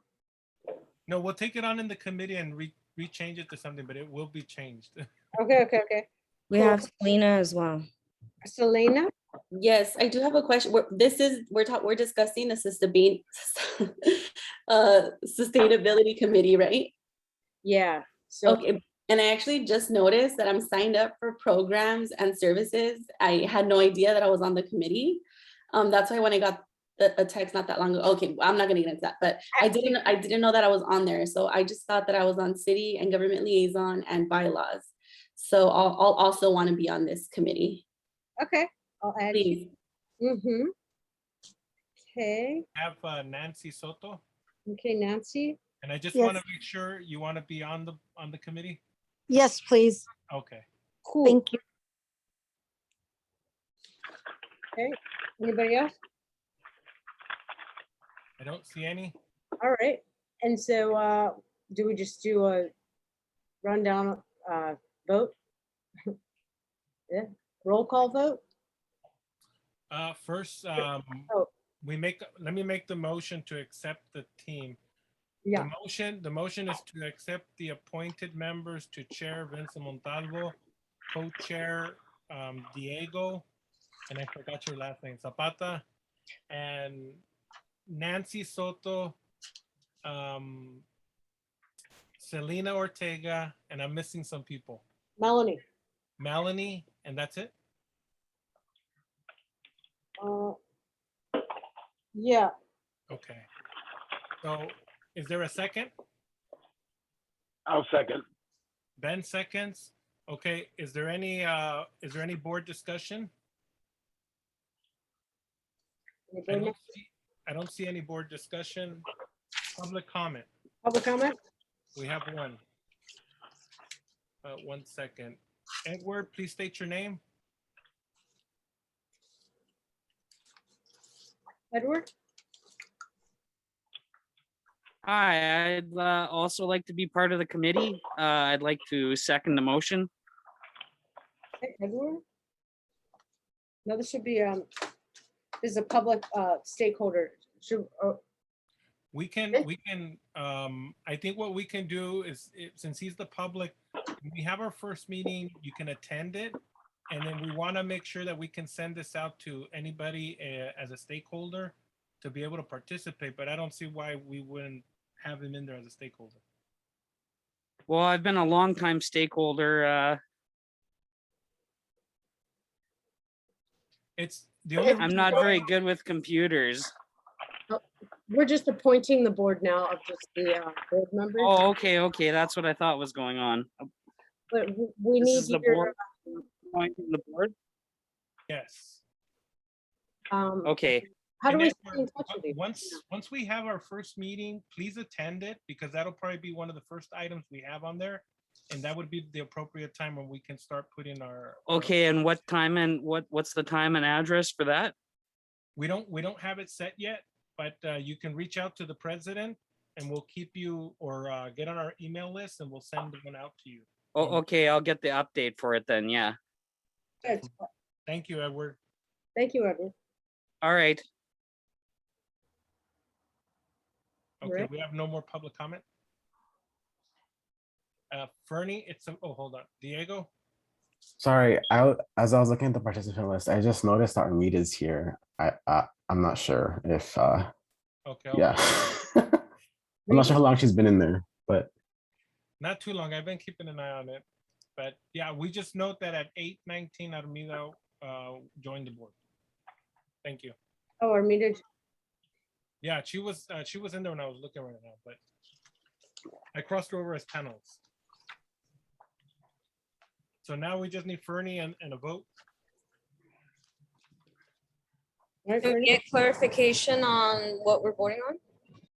We're voting on the appointees of myself, Vincent Montalvo, Diego Zapata, Nancy Soto, Melanie, and Selena Ortega to the Sustainability Committee. Thank you. Sarah? Yes. Ben? Yes. Fernanda, yes. Chente?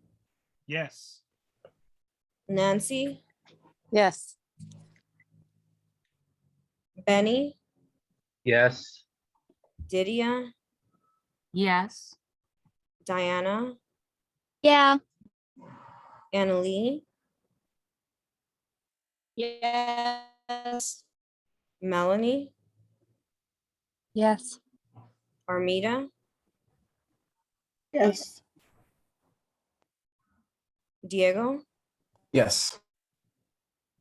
Gil, Yes. Steve, Yes. Selena. Yes. It's unanimous, motion carries. Thank you. Motion carries. Tap, tap, tap. Yeah, we have some board members that left early. I just want to say Richard left early. I'm not seeing him on here. Yeah, but we still have quorum at 15. We have to just note that for the record, because when we review this for the minutes, it's hard to, you can't see the panelists that left. You know what I mean? Yeah. All right, so he left early. Let's roll on to. Sarah, I was going to ask you on these next two items, F and G, were those the ones that we had to continue to the next meeting? You want to continue F and G to the next meeting? No, I remember you mentioning that. Oh, no, it's just part G. Like, we can just announce the seats, but we can't vote them because we used the word, we used the wrong language. We said motion to approve applications for open seats Okay. Gotcha. instead of discussion and possible action. Yeah, so we're going to move on to item F. We're bouncing around because we're going, we had changed the order. Item F, announcement of LHNC vacancies as of September 16th, 2021, the last meeting. Business rep, Area 4 resident representative, and Area 7 resident representative. And we have the sort of supplementary like maps and stuff on our website, lincolnheightsnc.org. So we're going to skip G. We're I don't believe we have any applications submitted, correct? But we can't vote on them anyway. So we'll move on to funding items, funding agenda items. A. Okay, let me. Yeah. Discussion Okay, of possible motion to approve September 21 MER monthly. This is a funding item, so I just want everyone to see. We haven't spent anything yet, but I just barely got our card checked in. We're good to go with the credit card now. We made our first payment that won't reflect on this monthly expenditure of $587. So we will not be evicted from our public storage. I still need to go in there and fix the fiduciary paperwork, but that should be done by the end of the week. And we did purchase some items, or we had approved some items for purchase, like our PO box. So as soon as I got to call the bank one more time, and then I got to set up with the second signature and the president, so we can go and get these contracts signed with the city to start getting all these things that we approved, right? So we can get up on record. But as of right now, our record for the monthly expenditure is September. We're caught up, and as you can see, there's nothing. We still have the 42,000 minus the 585. That'll reflect the next record for October, which we don't have yet. It's on the agenda, but it's just this one we need to do. So I'd like to make a motion to approve our monthly expenditure for the Lincoln Heights Neighborhood Council for fiscal year 21-22 for the month of September of 2021. Second. Okay. Ben seconds. Is there any public, board member comment or questions?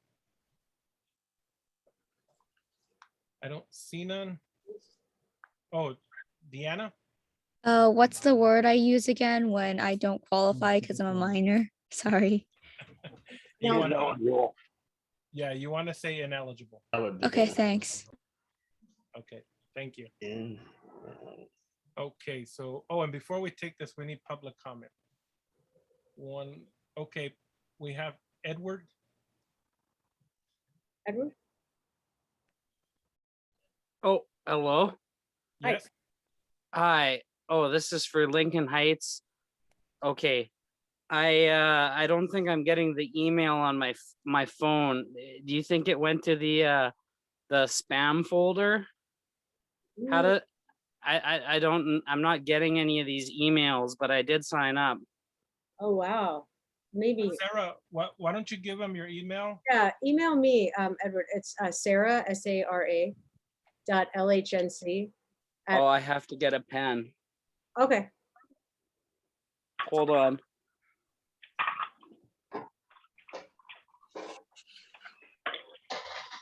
Okay. Okay, I got a pen here.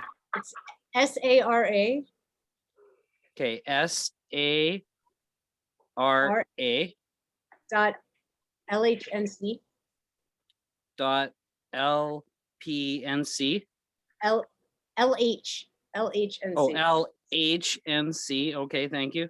Yeah, at Proton Mail, At Proton Mail. like Proton, Proton. Oh, okay. Oh, I thought it was Proton. Proton. Okay, Mail. PR. Okay. Yeah, protonmail.com. Mail.com. Okay, thank you. Yeah. Thank you. Thank you for that. Thank you for the assistance. Yeah, it's all. You've been a great help. Thanks. Okay. Yeah.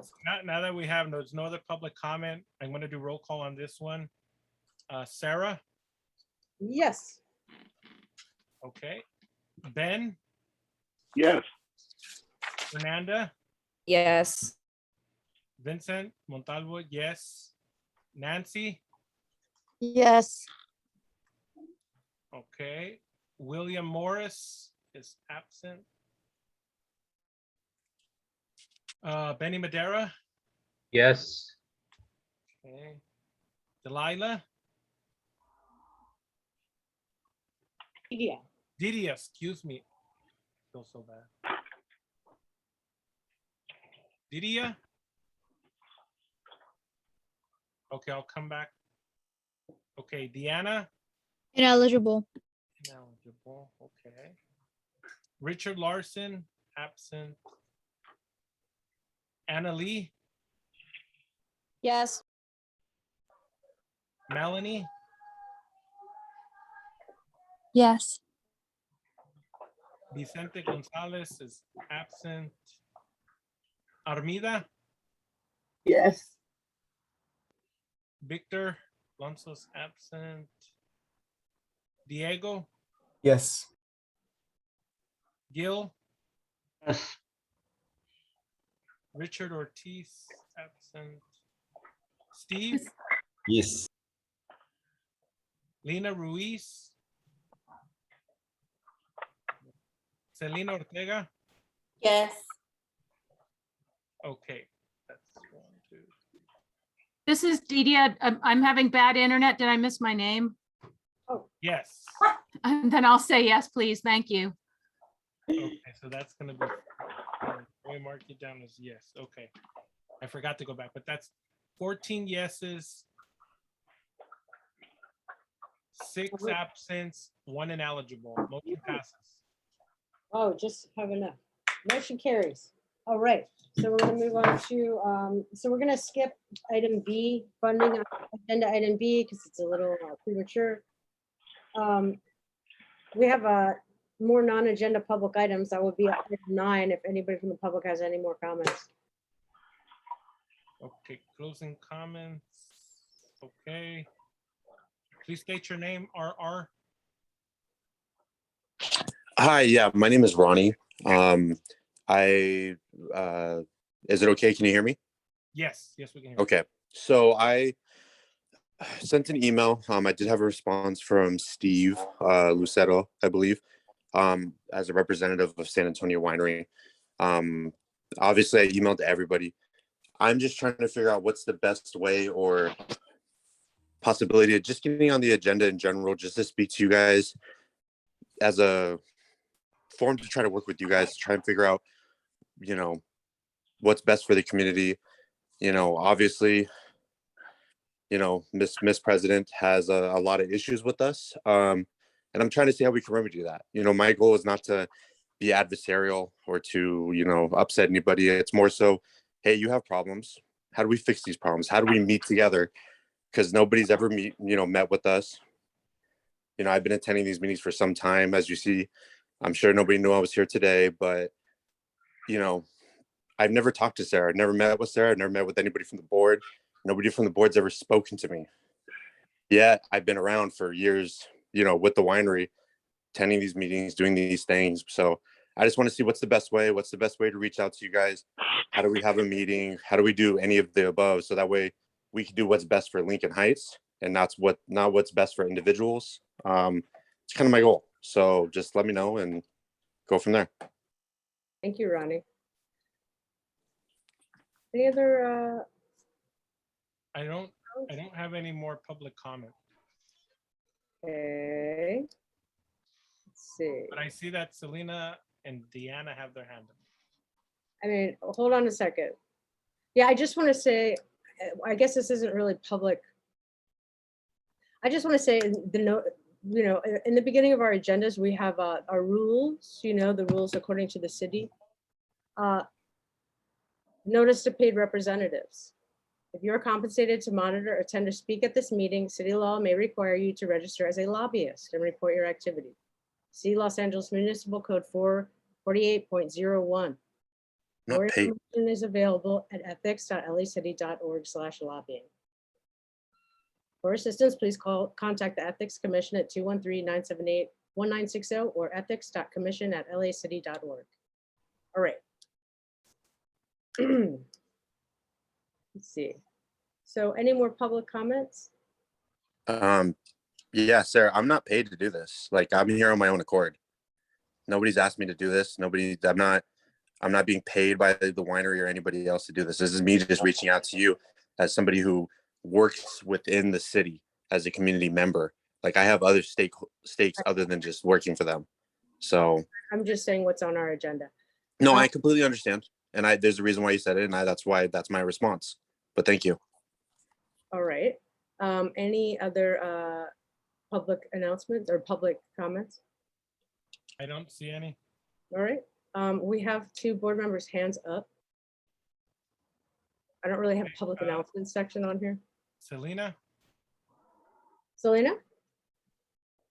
Hi, I just wanted to make a quick comment because Mr.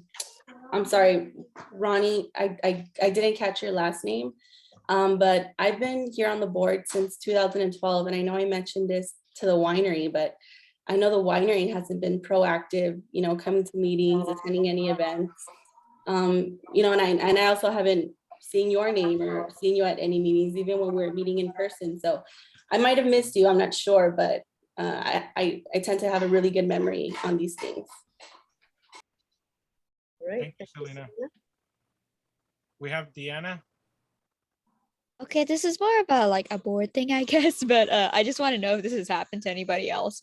But this morning, I just got an email that saw, thank you for contacting Language International, and it said a fake name. I'm not, it's a heart emoji better than Tinder heart emoji. I just want to know if that anyone else got that, like if anyone else got something like that. Sorry, I didn't know where to ask it, but you're getting weird Department of Neighborhood Empowerment website spam. Oh boy, yeah, mine's like mine. It's a language learning website with like some dating stuff on it. It's weird. Block it. Okay. Should I just ignore it? Yeah, just delete it. Yeah. Okay. Thanks. That's it. Yeah, you got a nice email. Just one note. Please really pay attention to the top of the address bar on where you're receiving it from, because they are receiving a lot of those phishing emails. And they are deceptive, and some of them look real, so be careful. Okay, I don't have no more. Okay, so, we're gonna move on to, attendance update. I haven't compiled all the attendance yet, but yeah, we will get to that to the next meeting. So then I think the only thing left is I motion to adjourn. All right. All right. 10 seconds. Anybody opposed? I just see a bunch of tired faces, so I'm gonna take that as not opposing. All right, you guys. So just let the public know our meeting ended at 8:35 p.m. So we're doing better on time, and let's see if we can squeeze more time so we get back to our lives. All right, you guys. Well, thank the public, and I want to thank the board members. It's important for attending. I know you guys are all busy, but this is a board that's kept together, and I'm glad to see we've kept form through our meetings. So thank you. Meeting is adjourned. Thank you, everyone. Cut, cut, cut. Bye, Bye. y'all. Take care. Bye, everyone. And Diego, I'll reach out to you so we can work on the agenda for the sustainability for our first meeting. Let's do it. Let's do it. You got it, Chair. Chair boss. Have a good one, everyone. Bye.